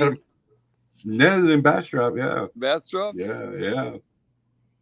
At the smoke shop I work at, yeah, because it's like, so we can get way out, but I don't care. Like, it's late in the show. But so like a block and a half away, or about that, maybe a block away, there's a big tunnel that goes underneath the railroad tracks, like a drainage ditch. Right. And they all live down there. So like during the day and more towards the evening, it'll start looking like Night of the Living Dead or some shit. Oh, like wow. They all come crawling out of there. Some of them come riding their bikes out of there, like they're riding some stolen 10-speed. You could tell belonged to like a 12-year-old girl. I was just thinking the saw, like they come banana seat. Yeah, exactly. Yeah, but yeah, they'll come in because they know it's during the summer. They know it's air conditioned, and it's they'll come in and pretend like they're looking at stuff, and you're like, dude, I know it's your and you have to burn. So all smoke shops, right, have incense burning or like patchouli smelling shit. And right. I hate that shit. I can't stand it. But after they leave, you have to burn incense because they smell so freaking bad. And I mean, if they're just so for the viewers and stuff, if they're in a hard time and they're really trying to, they're just dealing with what they got, I understand completely. Right, completely. But they're the ones that they and I watched a couple of them that actually ended up getting jobs and getting out of that situation and bettering their lives, which is awesome. But they're the ones that beckon that shit, and they choose that life. They abandoned all hope, so I give 0 fucks when it gets to that point, Yeah, because there's like 5 or 6 Post Malones over here on 35 and O'Connor, and all of them are like 20-something years old. They all look like Post Malone. They got the face tats and like all of them can work. Well, no, I'm talking about like the stars and I know I'm just fucking with you all over. And it's like, dude, you guys are like young, you're in shape, but this is what they choose to do because they want their fix, they want their dope and everything. And well, the face tattoos aren't going to help them. No, I don't understand this trend. Yeah. I don't. Yeah, unless you work for yourself or something. You know? But no, it's hard. Like when I made my decision to get this piece, actually was the whole piece, but to actually incorporate it as part of my face, like I was like, dude, I'd been working at my corporate job for 10 plus years. I was settled in, I was established. I was like, I'll probably end up retiring from here, so who cares? But also I've been to job interviews since then, and I present myself as a knowledgeable person, a coherent person, and someone with intelligence. I'm not like, yo, man, I need this job, so like my baby mama sweat me for money. And, because I have homeboys like that like, I don't know if you know JJ, but JJ, I've heard of him. Yeah, dude, he used to be like, man, and I'm not going to iterate it, but he'd use the N-word a lot. Yeah. Mexican dude, face tatted up, and he'd be like, man, I didn't get the job, dog. And I'm like, why? He's like, I don't know, man. I told that in word, man, I just need the job, dog. So every time I say dog, you just put that word in. So he's like, yo, dog, I just really need this job, dog, because, I've been hurting. I'm tired of being on these streets grinding, you know what I'm saying? And I'm like, did you talk to him like that? Like, did you? Yeah. Really? Yeah. And he's like, yeah. Oh, yeah, they do. Yeah. I'm like, no, dude. Yeah. I'm like, you gotta Caucasian that up and be like, oh, absolutely, sir. Well, the other thing I was, I did, I was a manager for 5 years, and I know how to deal. I got people skills and communication skills, and I have superintendents that talk to me like that. Dude, they're like, no, bro, I don't know what's going. And I'm like, oh, please don't talk to our clients like that. I know I have some friends in the real estate game that always say, dude, you have blonde hair, blue eyes, dude, you could sell any of these houses. And I'm like, they always say that to me. It's like different Hispanics have always said that to me. Dude, if I had you on my team, man, you got the blonde hair and the blue eyes, man. And like, I guess that's a real thing. Okay. I suck like at a reverse rate. Yeah, because some of them flip houses, and like, I don't know how to talk to people. I'm not a salesperson, but they swear that, oh, dude, you'd be the one, man. Let me just take you with me because you got the blonde hair and the blue eyes. You just look like someone we can trust. Yeah, exactly. Or it's that Nordic. Used to call me the white devil. White devil.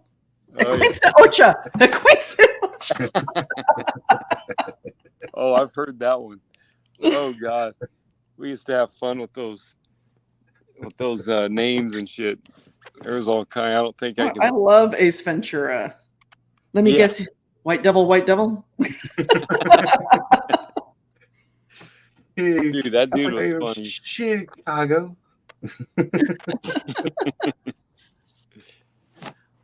But yeah, the ghost thing.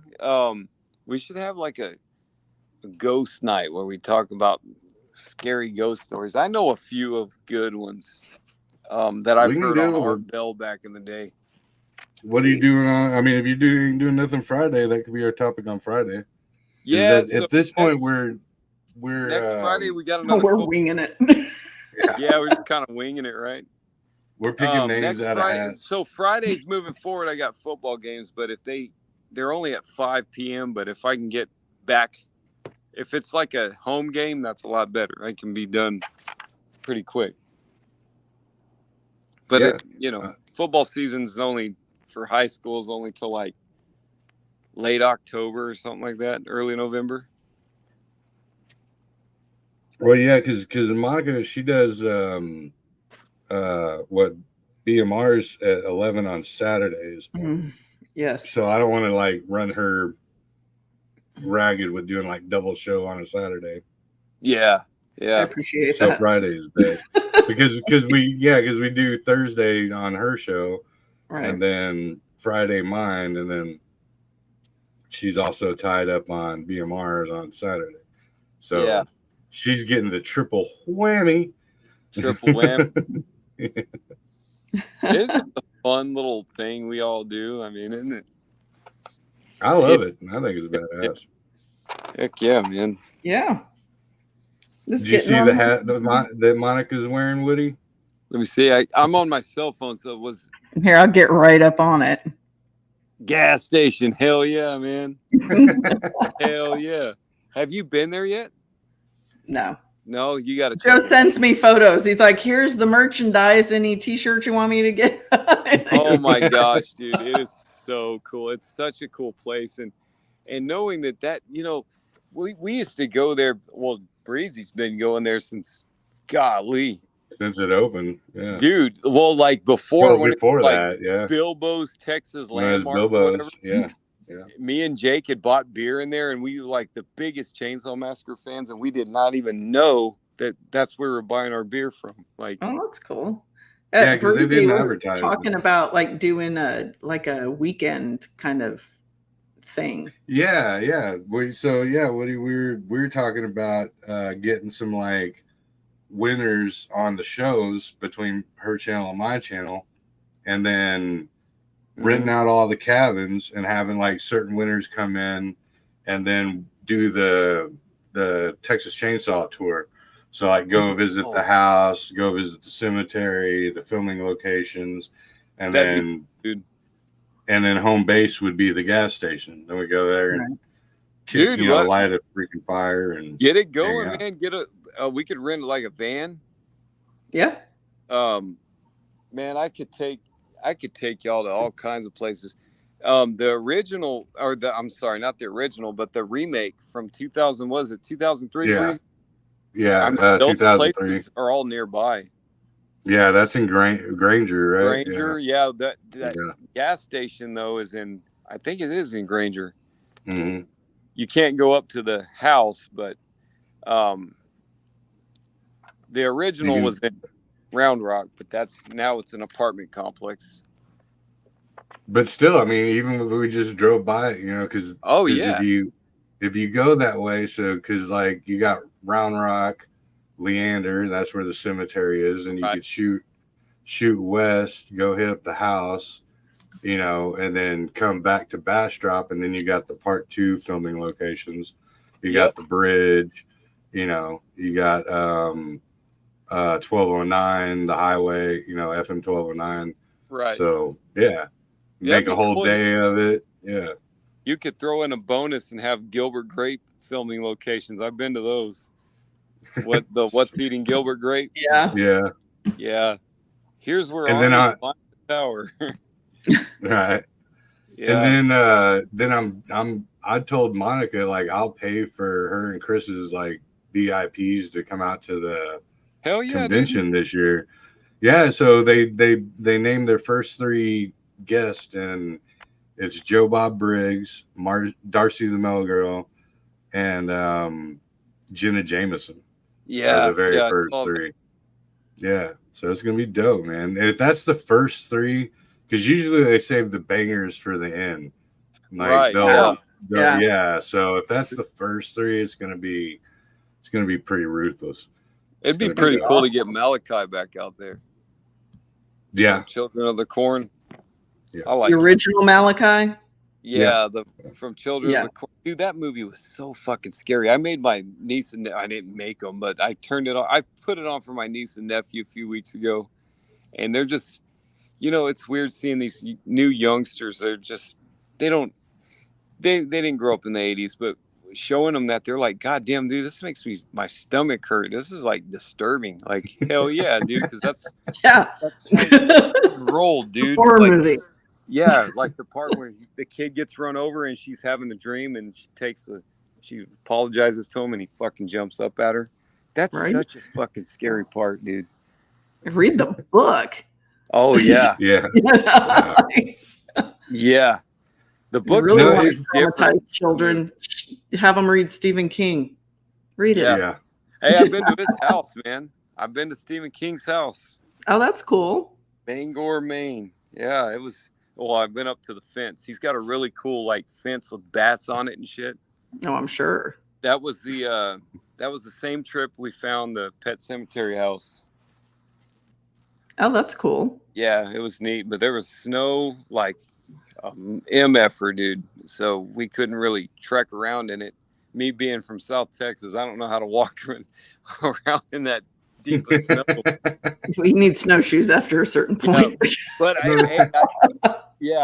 I did walk around I found where the trail was, for the pet cemetery, but I was kind of bummed out that it doesn't go to anything. There's like a trailer down the way, so I found out later after that pet cemetery was actually at it's a park there. It's like it starts with an A, but that's where they had filmed that part of it.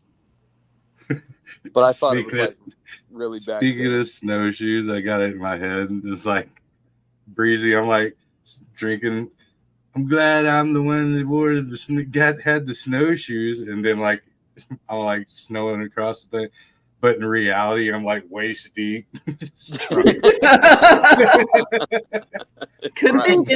I think I'm cutting through. Like, good thing I brought them. I had to go snowshoeing up at Mount Lassen when I was like 10 years old once. And it was my first snowshoeing trip. And one of my shoes wouldn't stay on. Like I literally had to take like 3 steps and stop and rebuckle the shoe. Like the buckle wouldn't stay closed, clasp. So eventually I got, all the way to the Sulphur Springs. And then halfway back to where I was like, screw this. We got off the trail and we were cutting across a field, like a snowfield. And I just took the stupid snowshoe off because I was like, I didn't think like the snow was that deep. I didn't realize. So I was taking steps and I'm on top of the snow. And then I look like a hunchback because I'm like, whomp, like 3 feet down my fucking. And I was like, nope, I need the snowshoe. I don't think I've ever used snowshoes, man. Yeah, they're like tennis rackets on your feet. I hear it's like a totally different thing, like living in the snowy areas. Yeah, I lived in Colorado when I was a young kid, like probably like preschoolish, and I just remember lots of snow. This is when Michael Jackson burnt his freaking hair off and all that. Oh, and I remember I remember the magazine being on my mom's dresser, but I don't know how I did it, but I just remember going, oh, big patch of snow. And I got my big wheel up on top of the roof and like rode it off the roof and, just landed in the snow all. My mom was like, what in the actual? I don't, I probably ended up a black-eyed kid for a week after that. Sure. Or like some kid was asking me, came up to the house asking to be let in. Had black eyes. Whooped your ass. Whooped my ass.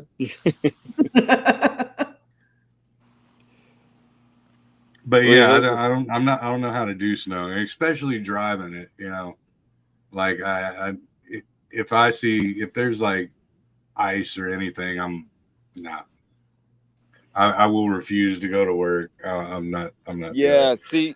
That's the thing, man. Like we don't know how to drive down here in South Texas, and if things go correct, like we want them to go, and we end up moving out to Utah, I'm gonna have to learn all that shit because apparently you got to have snow tires and chains and all that. Yeah. And I have no experience in that. Like when it ices over down here, like I damn near wreck. You and everyone else. Yeah, it's just we're not used to it, but that's how bad I want out of here though. I mean, I'm really willing to risk it. Yeah, I'm just I remember the ice storm a few years ago. I had to drive into Dallas for work. Like we were closed for like a few days, and then I had to come back, but I waited until like late morning for some of it because the sun had come out and everything was melting, right? So I'm flying down 75 and it's a toboggan race and nobody's doing less than like 75, 80, right? And I'm still pretty far north where it's just 2 lanes. And there are semi trucks driving and they got those like freaking chunks of ice, like the icebergs that fall off the back. That freeze. The tires. Yeah. So you're like dodging icebergs. And then as you're driving, like the snow that's just piled up on the top of everybody's car, that shit comes sliding off too. So I'm dodging icebergs and I'm dodging like, I don't know, half snow, half sheets of ice, like coming like projectiles, like coming at you. I was like, this is like freaking Hunger Games, mobile edition. Bad one, dude. That snowstorm was bad. Yeah, that was really bad. No, that footage that was, I think it was northbound with the black ice where everyone was just piling into each other. Oh, yeah. Like that was freaking like almost PTSD traumatizing. Oh yeah. You know, watching that, I was like, oh my God, dude. Like, could you imagine, you know, you just slid, you hit a freaking thing and look up in your rear view and there's a FedEx 18-wheeler coming just at you. barreling and there's jackknife and torture. Yeah. Like it's just coming at you and there's nothing you can do about it. Right. Yeah, no. And that always weirds me out too, because now that I'm older, I've never seen 18 wheels on an 18-wheeler. I have. I count them. Yeah. I'm like, no, that's like 14. I'll count them. I'm like, oh, that one's actually an 18-wheeler. Most of them are. So they exist. All right. Now, I was beginning to wonder if that was a Mandela effect or something. As much as I drive, trust me, I need something to fight the boredom. Oh, we're just chit-chatting on the podcast here. Yeah, I was like, I thought it was just one of those things that we just believed because everyone said it enough. I saw the drone. I saw one of those drone things that you do above me and my stop. Jesus Christ! I smell that shit. Who just farted, dude? That ain't funny. These kids are spraying me with fart spray. Oh, rude. Jeez. Oh, that's bad. Yeah, I remember 7th grade. We did that in about 7th grade when they used to sell them at the. But they were like little capsules that you had to pop, like you had to step on them or throw them. Oh, really? No, they had it like when I was a senior in high school. I think I told you that when I was terrorizing that one poor woman, poor little girl. My friend's brothers had like cans and cans. It was spray, and they went and like hosed down the wood grain around their front door with it. Yeah. No, Risto got part of the terroristic tactics that I was participating in. You were ruthless, Mark. I'm not gonna front. Don't. Yeah, like I very rarely raise an eyebrow, but you've made my eyebrow raise several times. I'm like all surprised, right? I went up to the guy's door with a baseball bat and knocked. Is John home? His mom answered. She's like, no, honey, he's not. I'm like, do you know where he went? all crazy, like no, I have a baseball bat slung over my shoulder. I was like, well, when he comes home, will you tell him that Monica's looking for him? I sure will, sweetheart. Does he have your number? He sure does.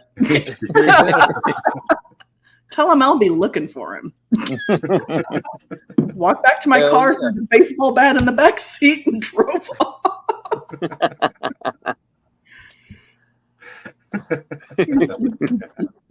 That's awesome. I think that's why we get along so well, Monica. Right? Or that guy at work I was telling Breezy about. I was like, I don't have to hit you here. I'll follow your ass to the next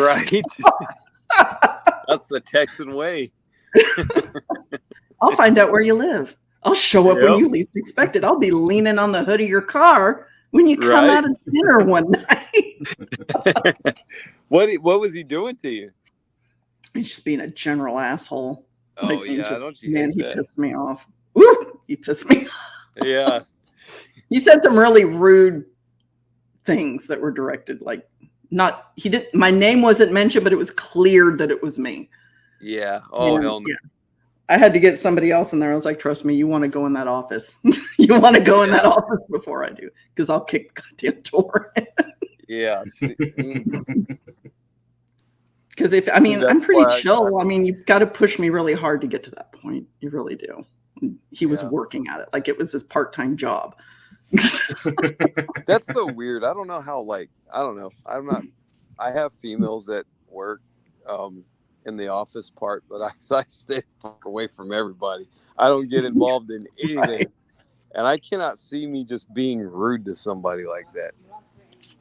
Yeah, I mean, he was like a used car salesman. He'd fast talk you, which pisses me off, because then I think you're just trying to get some shit over on me. But then he'd weave insults into the fast talk, like you can't understand what he's saying to you. Right. And I'm like, bitch, I speak English. Like I hear what's coming out of your mouth. Dude, that's got to be like small pecker syndrome or something, dude. I don't know.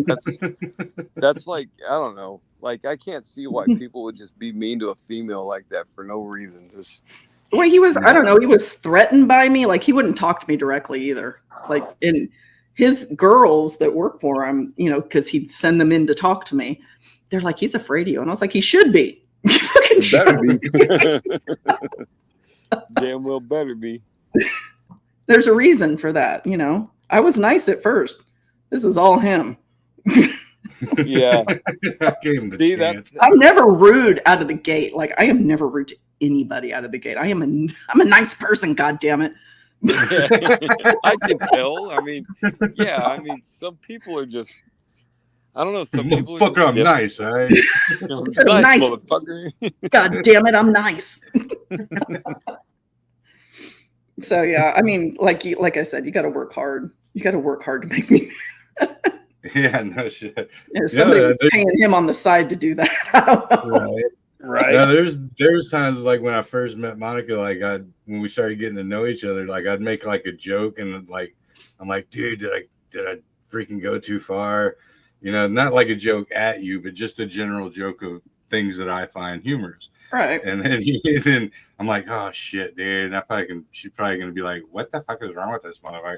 And you're like, that's fucking hilarious. I'm like, thank you, Jesus. Thank God. Thank you, Jesus. Because most chicks would have been like, because it's hard being a dude, especially with like the sense of humor that I have. Hard being a dude around chicks because you're like, you know, do you find that? And even Jen, like, I'll be like, blah, blah, blah, blah, blah. And she's like, the fuck did you just say? I'm like, yeah, she's like, that was pushing it. Yeah, I'm like, that was hilarious. And she's like, no, that was not hilarious. I was like, I thought it was gold, Jerry. I'm very dudeish. Like, with my personality and my sense of humor. It's because my dad raised me. So yeah, you were raised. I can dig that. Yeah, Jen was raised by her grandparents, so they're very proper, and you don't, you know. My grandparents cussed like sailors and fought with each other constantly. So like, I mean, my grandparents were definitely a major part of me growing up because my dad was a single dad, and his parents were like, he bought a house like literally down the street from him. So my grandparents were a huge part of my life growing up. Yeah. Right. But yeah. I mean, they like my grandmother she looked like a proper little grandma. Like she was very well put together. Like that's why, I mean, I try to be put together like at work or just in general. Like sometimes, I mean, I come on here looking like I'm homeless, but generally I try to look put together. And that's like my grandmother's influence. Down. I assure you it was not my father's influence. Yeah. No, yeah, same with me. Like my grandparents on my mom's side, like you could tell that they were real ass people, but you know, they played the grandparent role. Sure. But like my grandpa, he'd be like, hey, come on, sneak over here with me. And like we go sneak in, he had like a drawer full of freaking candy bars. And he'd be like, here, get another butter. You know, it's like 10 o'clock at night, you know, it's time to go to bed, you know. So like, you know, and it came to fruition. So like I'd go out there and try to like sneak my candy bar, and my grandma would see it. She'd be like, look at him, I can't believe you gave him candy bar. This is bullshit. I told him he's got to go to bed. You don't need to be feeding in the middle of the night. And so same, you know, is today. Like I'll have my kid, you know, and I'll be like, hey, don't fucking tell mom. You know, shut up. You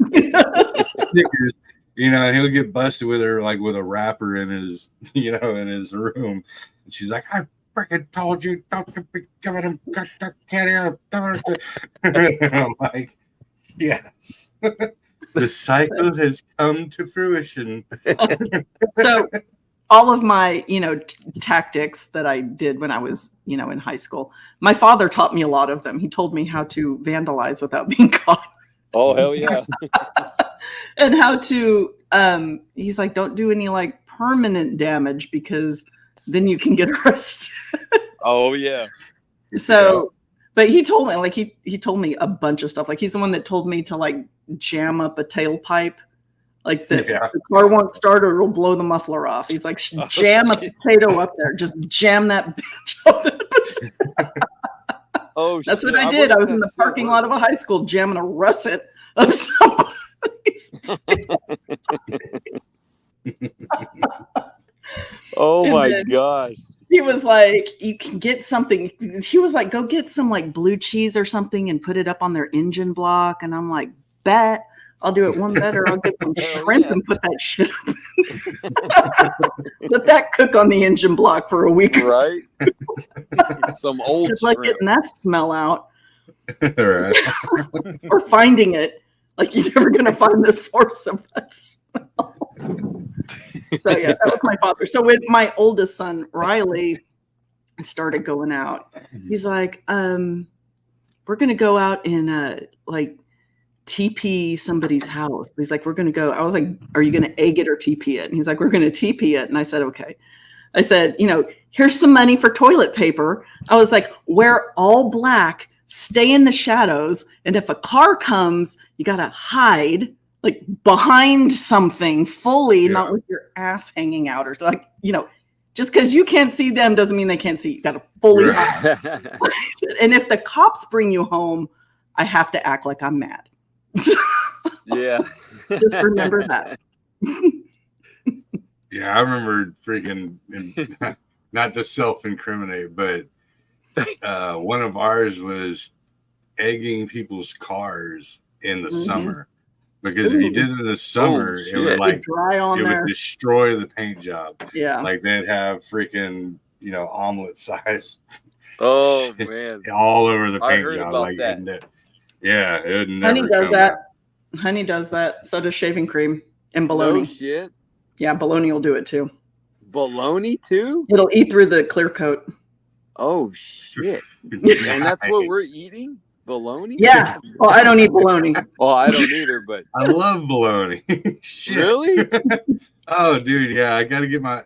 So when it comes to like all the old school poor people shit, like the bologna, Spam, summer sausage, all that. Like I have to do at least like I got to do like a yearly, like get my fix.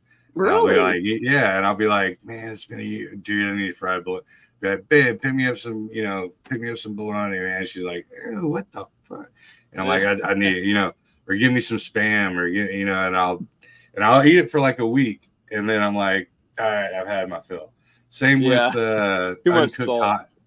uncooked hot dogs. Like probably about a year, I got to take an uncooked hot dog, roll it in a piece of cold cheese, and oh, really? Yeah, because that's hardcore, bro. Like I can't. Yeah, it is hardcore. It was great. I grew up on it. I could barely eat a cooked hot dog. I couldn't. Yeah. Oh, dude, I love. Yeah. But no, like I have to do that childhood food kind of a thing. Okay, so I was thinking about this the other day. Did you guys eat the ham out of the tins? Yeah. Probably. I think so. Yeah, It was pressed ham. I swear it was ham parts held together by whatever that gelatinous stuff was. Yeah, like Vienna sausages. Yeah. Yeah, and it was held together with gelatin and salt. Oh God, the stuff we used to eat, man. Oh my gosh. Yeah. Like Jen, she's like, she'll get like barbecued Vienna sausage, which is basically like barbecue sauce. I can't. And I can't either. I'm like, no, it's got to be the original salty gelatin. I can't even eat the original Vienna sausage. Like, I can't smell that stuff. Like, it smells like cat food to me. Yeah, I got to do it. I can't eat that kind of stuff anymore. Like I feel bad for eating McDonald's even. All right. Yeah, we had last night. Salty processed meats. To me, it's like cracker smack. It's like I got to do it once a year just to go, all right, I got it. And then I'm over it. And then I can go another year. And I'm like, all right, now I'm good. I don't need it anymore. I think my grandfather used to eat sardines. Oh no, I couldn't do it. I buy that to give my cats so they can get omega like fish oil. Like I'll buy everything. That's smart. Yeah. It's like cats. It's like 2 against 1 on the poor man food category over here. I'm like, fuck yeah, sardines. Ooh, and mustard. You eat sauce. Sardines? Oh, dude, I love sardines. Really? Shit, Joe. I can't do it with the tomato sauce because I get heartburn. But like mustard covered sardines and but like I said, I can only do it once, and then I'll do it for like a week, and then I have to give it up, and then about a year later I'll be like, sounds really good. Yeah. I'll turn into Christopher Walken. Right. Can you taste them? Right, yeah. No, probably not. Because can you smell them? Because I couldn't get past the smell. Yeah. Like when I open it to feed my cats, I'm like, bleh, bleh. Oh, it's bad. Smells like your finger in high school. It's cool. No, it doesn't. Not mine. Yeah, I can't do sardines. I can't. I tried them. I can't. And the bones. Well, I wasn't hot enough to get with the chicks that wore perfumes. I had to take the third tier down regularly. Yeah, I had to take the third tier. I was working what I was given with. Huh? You got to work with what you got. That's right. Exactly. You make do.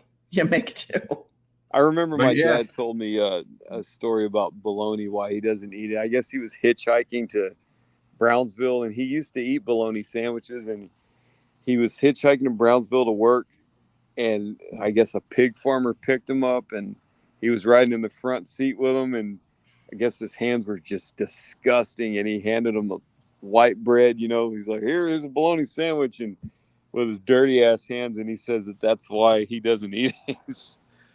And that carried on with me too. I'll do it. When I found out what it's made from, I can't. Like I used to eat what is the Mexican chorizo, right? Yeah, chorizo. Right. I ate it like a fiend when I was a kid. I love chorizo, and my son likes it. And I was going to buy, and this was when I was in my 20s. I knew better than to read the ingredients. I know it wasn't anything good. And what's in it? I like. But tell me lips now. And assholes, my friend. Lips and assholes. Really? Yeah. Like if I'm exaggerating, it's not by much. Oh my God, I did not know that. Yeah, it's the throwaway parts. Yeah, it is. It's 100%. It's everything that you chunk. Yeah. I go to Taco Palenque and I always order a chorizo and egg and a potato and egg. Well, I guess I won't be ordering a chorizo and egg tomorrow. Well, now I ruined it for you. You could have been enjoying your chorizo. You know what? It's probably for the best because I needed to know that. That's what that is. Yeah, I was walking through the grocery store reading this tube. Okay, any meat that comes in a tube, first of all. Exactly. Right. Right. I got kielbasa in here too, and I know that's not good for me. No, it's sausage. Any sausage isn't good. Yeah. And I'm reading the ingredients, and I circled back around and put it back. And I hadn't really eaten chorizo since that. And I can't remember exactly what the ingredients were, but I remember I put the food back. I was like, nope, I can't now. Yeah. Nope.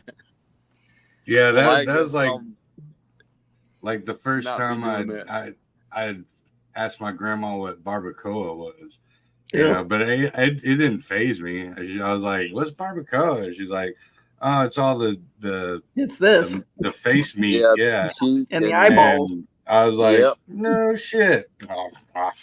Yeah, still good to me. Yeah. I don't give a shit. So, and when somebody says they've got barbacoa, I'm like, authentic barbacoa? Or are you just calling old brisket barbacoa? Shredded, yeah, exactly. How authentic is your barbacoa?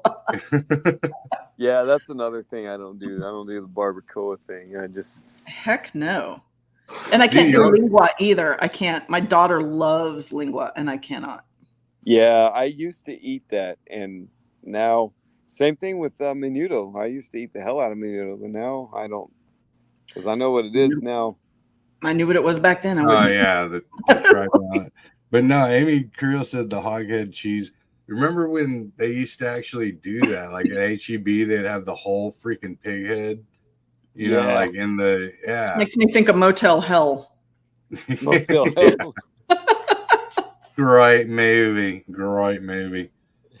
Yeah.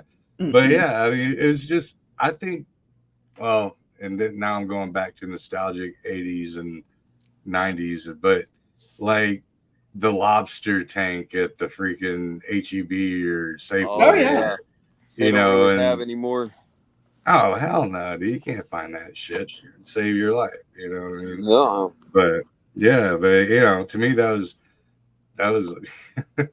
awesome time. But yeah, dude. We used to always go walk. There was Kroger where I lived. I remember one time we had a gathering and so I guess that lasted into the 2000s because we had a mini gathering out here at Ryder Ranch, which is what I called my property back then. And I went to HEB and bought a freaking whole pig's head and put it on the fence post. Like that was, let it, like, it was in the middle of the summer. So it was like baking it. Yeah. And everyone was like, dude, you are morbid. And I'm like, I bought it at HEB. Like, no, it's not like I cut it off myself. I didn't really, I'm not into. But it looks cool. Big pig massacre person, right? Yeah, no. But see, like, so I remember when my pops and my mom, my pop, he's my stepdad, but since I was, maybe 9 or 10, maybe a little bit older, I think about that.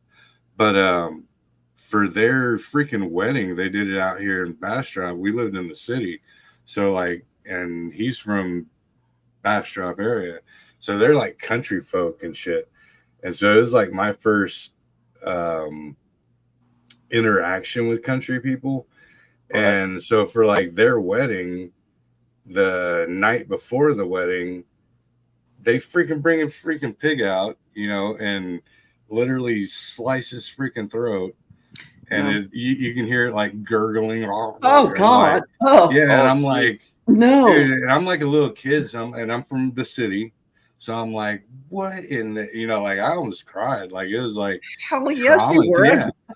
Yeah. And then they skewer it through the butt, and out through the mouth with this 20-foot pole and put it on put it on a spigot, and cook it all night.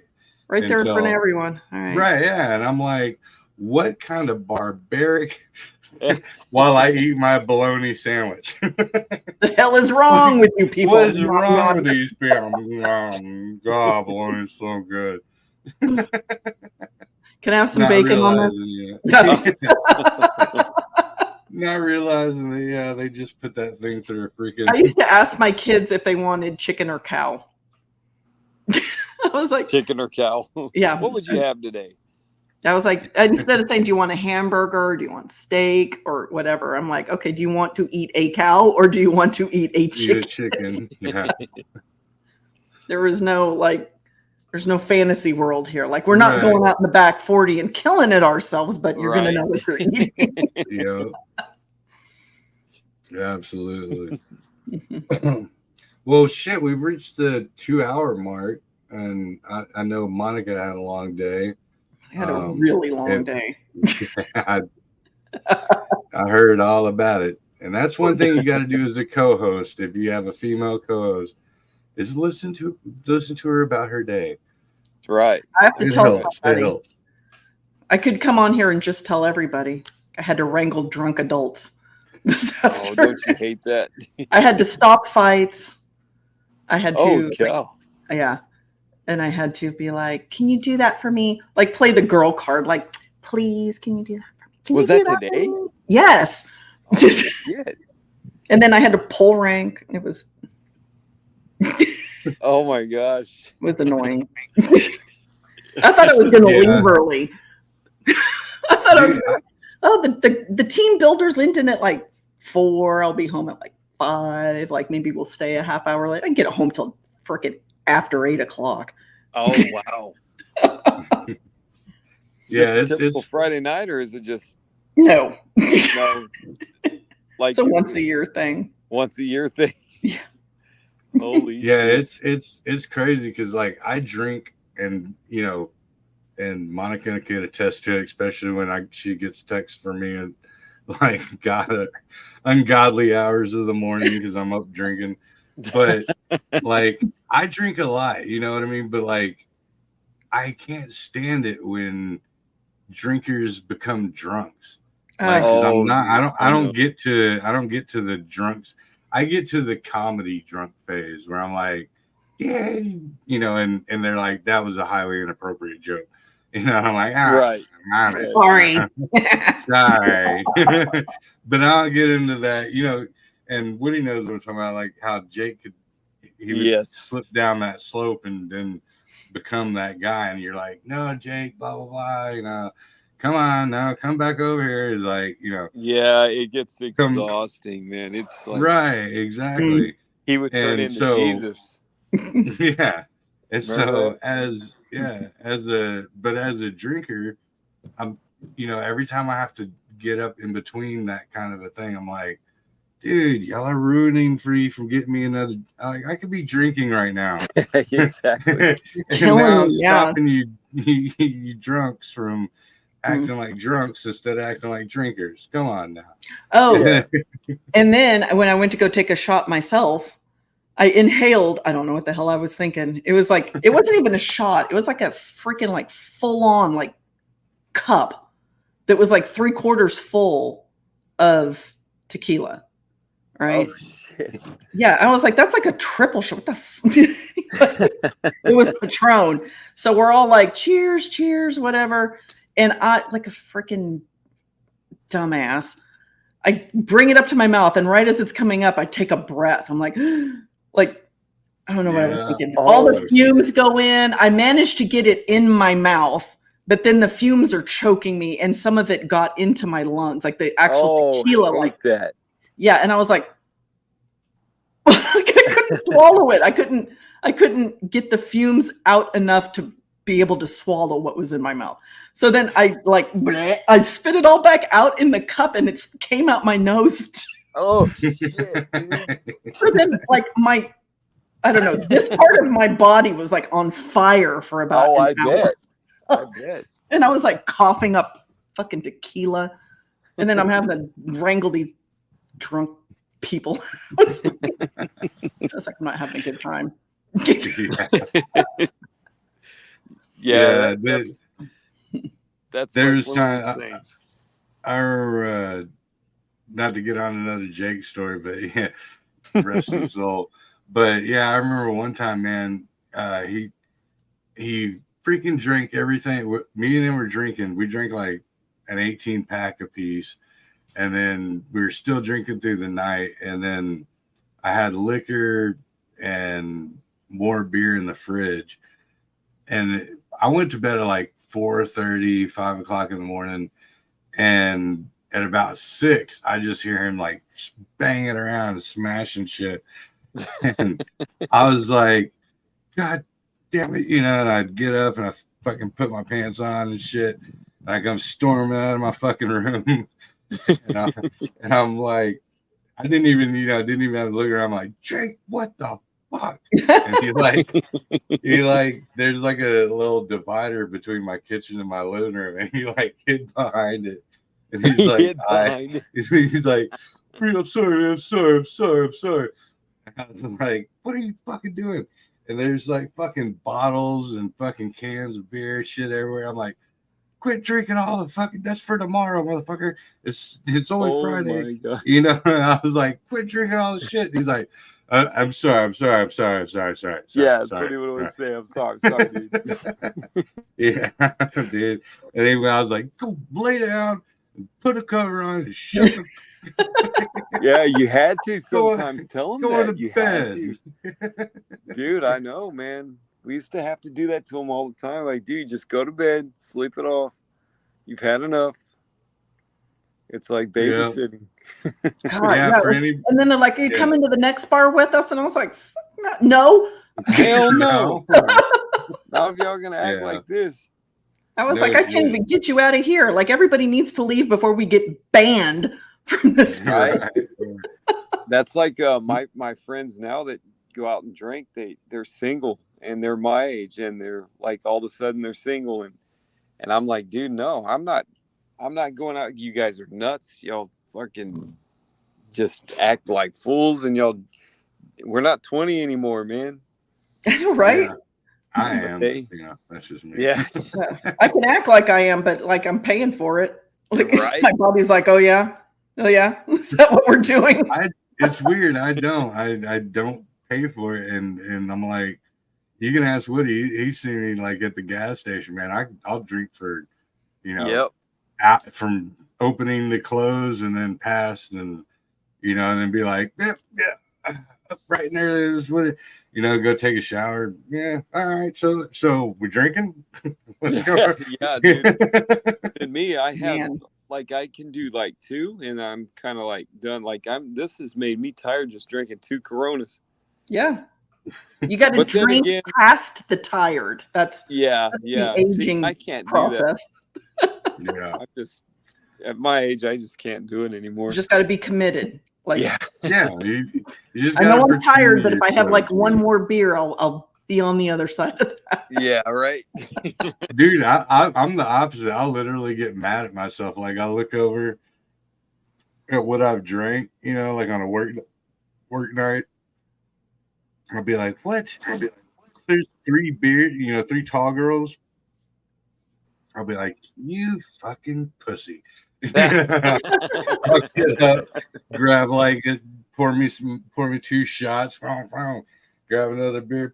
Yeah, that's looking more like it. See, and I'm the opposite.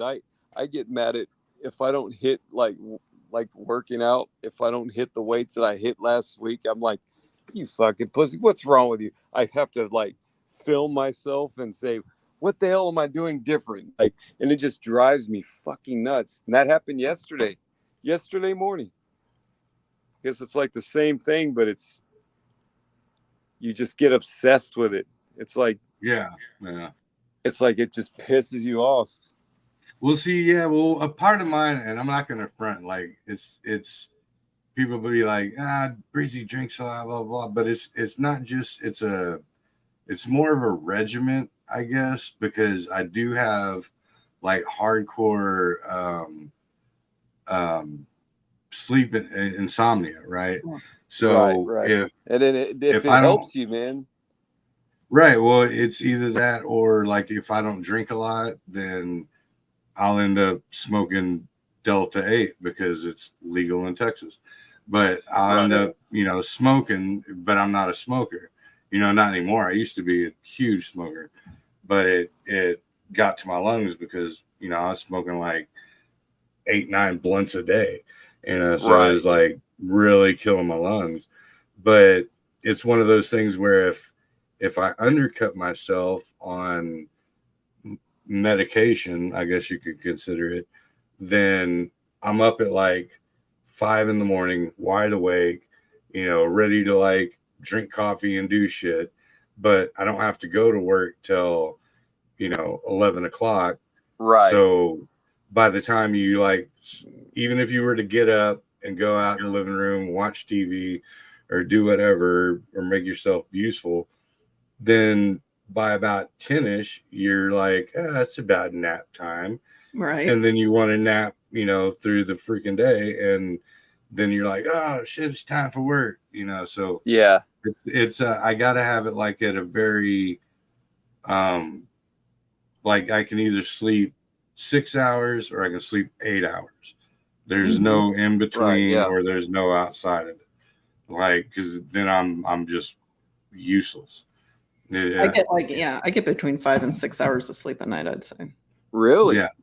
Yeah, that's Jen. Jen gets 5 to 6. See, that I don't know. I did that 2 days ago, and that was the morning where I was not squat what I usually squat, and it pissed me off.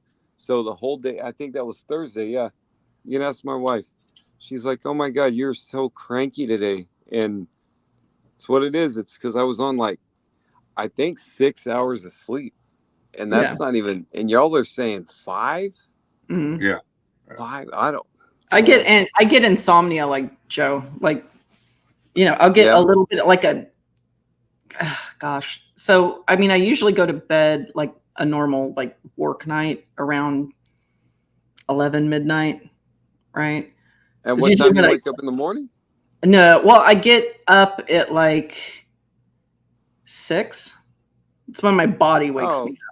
So that's like 6 hours, sometimes 7. But I go to bed at like 11 or 12. I don't go to sleep at 11 or 12.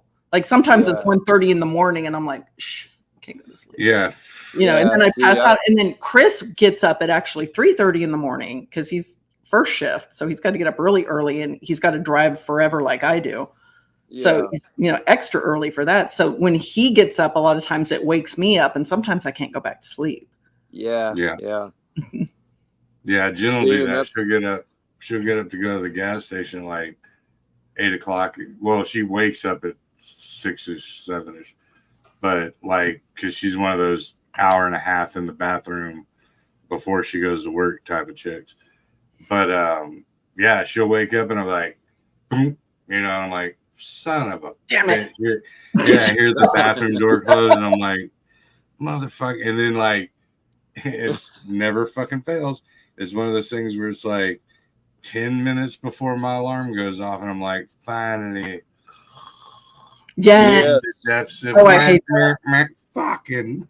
Yeah, and that's like the best sleep you get is when you hit snooze. Yes. Yeah. It's like you go back into the deep sleep. Oh yeah. And what I love about that right now, I have my dogs in our bedroom and in kennels. My 2 dogs that don't get to roam because I don't trust them around my cats. Okay. So they get locked up at night. But dude, Sandy will save her fucking food at night. She'll save her food till like 2 a.m. for some reason, and all I hear is crunch, crunch, crunch. Oh, crunch. that would drive me nuts. Sandy, stop eating. I have to take it away from her. That will wake me up. But usually, like I sleep really because my wife puts that damn foreskin files on with a timer and shit. Forensic files, I call it foreskin files. But I made her put it. Did I tell you all about this? Like what that fucking TV show does to me? It gives you fucking nightmares. Yeah. Because that's how we relax, man. Dude, like, yeah, we did talk about that. But the fucking gunshots out of nowhere. It's like, fuck, dude. And I have, like, I don't know if I told you this. My dad got shot. I was in the truck with him when he got shot in like 1987. So I kind of have some PTSD from gunshot sounds. And that shit will wake me up, man. But now she puts it on a timer. So it goes off in like an hour. And then I get some really good fucking sleep now. But not all the time. Not all the time. Like I used to watch murder shows, before I'd go to sleep. But my husband watches them with me. Like, you want to watch murder shows? Oh, yeah, I want to watch murder shows. Which one? Dude, I'll fall asleep during them, though. Like, if I'm laying down, it's... Like, I never can stay awake. I'm like always watching freaking like conspiracy YouTube or, Bigfoot or aliens or whatever. And Jen's like, she's like, she's a reality TV chick. So she's like, oh my God, Bobby just dumped Felicity for, this, and I'm like, what? She actually, she actually acts like I care. And she's like, Love Island, babe. It's the 3rd season, and I'm like, I did this during the real world in the early 90s. I'm over it. I'm over. Oh my gosh, I remember Real World. I remember Road Rules and Real World. True I story. auditioned for those, man. In like 2000. Yeah, dude. These That's MTV VJs were at this club and they interviewed me. Like it was like a whole minute long video interview, and I was gonna try to be on that show, dude. And all I was gonna do is fucking party and like just show up and crash out. I wasn't gonna be like, involved with the drama. That was my plan. Oh god damn, that was 2000. They caught wind of it. They want drama, man. Yeah, they want drama because I kept telling my friends, I was like, dude, if I get this, dude, I'm not even gonna. I don't care. I'm just gonna go out and party because it's gonna be on MTV's dime. And golly, that was like 2003 and shit. But of course, when I was starting my rap career. Yep. But anyway, well, we're on at midnight and at 2 hours and 20 minutes. So I'm gonna let Monica get some shut eye, and you as well, because I know you're early. Waker. Yeah, I got football pictures in the morning, so I gotta go track my kids down. I gotta do training, but I don't have to go until noon. But still, I'm gonna be voiceless. But anyway, I'll start with you. What do you? Anything you want to say to the chat, the fans, and give your sign off? We're gonna try to get things going as soon as my crazy schedule slows down. We're gonna try and get some things going. Like I said, I'm a little buzzed right now with these 2 beers, but I'm on like 4 tall girls already. But don't worry, like we're at least going to catch up in January when we're all in New Orleans. Yeah, exactly.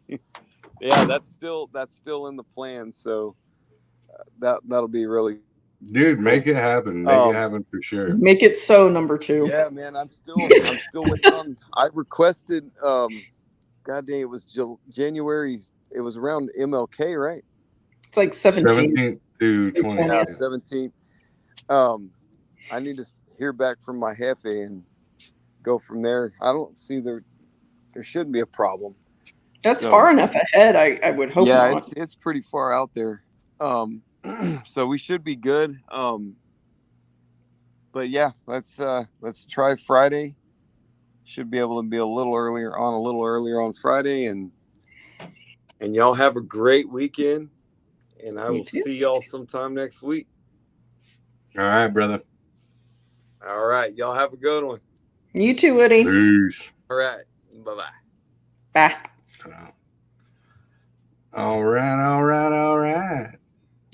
So, Monica, you want to give the shout out and do your little presentation for tomorrow shit? Yeah. So, I don't know. I'm really tired. My brain is scrambled. Yeah. So, our paranormal world, it is right here. So, that is my channel. For those of you who don't know. You're getting good at that. I gotta remember, it's opposite of what I think it is.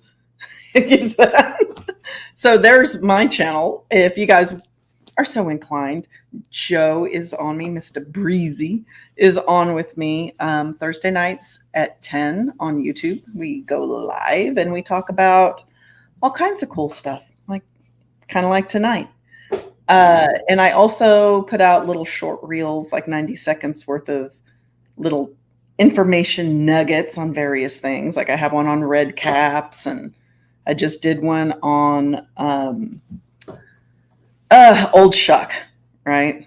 The Death Omen. And I have a lot of fun with them. So if you're so inclined, go over and check it out. I've got a Facebook page. I got a TikTok account. I've got an Instagram. I got it all. I got all the things. And I just like to have fun. I'm here to have fun. That's why Joe and I get along. So we're just here to have fun. Yeah. Dude, yeah, actually I was when I was doing the short videos of urban legends, Old Chuck was one of them. It was like, oh yeah, boom, yeah. But he wasn't a dog, he was just like a shadow person in the I guess in the illustration. Yeah. But that's interesting. Yeah. But Old Shuck is all I know. He's also called Black Shuck or just Shuck. But he's right. I mean, he's always been a phantom dog in my world. Yeah. No, I'll if I find it again, I'll send you it. I mean, maybe it's worth looking at. But yeah, so everybody out there, thank y'all for joining in. Make sure to check out Monica's show on Thursdays. I shall be there as well. You know, just being part of the background, you know, looking good. Giving his 2 cents. Yeah, give my half a pence of 2 cents. But thank y'all very much for coming out. Hope y'all enjoyed the show. One love. God bless. Keep searching for the truth because it's out there, and we may find it eventually in our heart beating type of life instead of wait until the freaking end. Damn it. Mysteries after you're crossed over. Right. Then you're like, oh yeah, no shit. I already knew that. I was right. I was right. Can I go back and tell them I was right? Can I go back? Yeah. No. All right. Well, y'all have a good one. Peace. Bye. And 1, 2, and 3.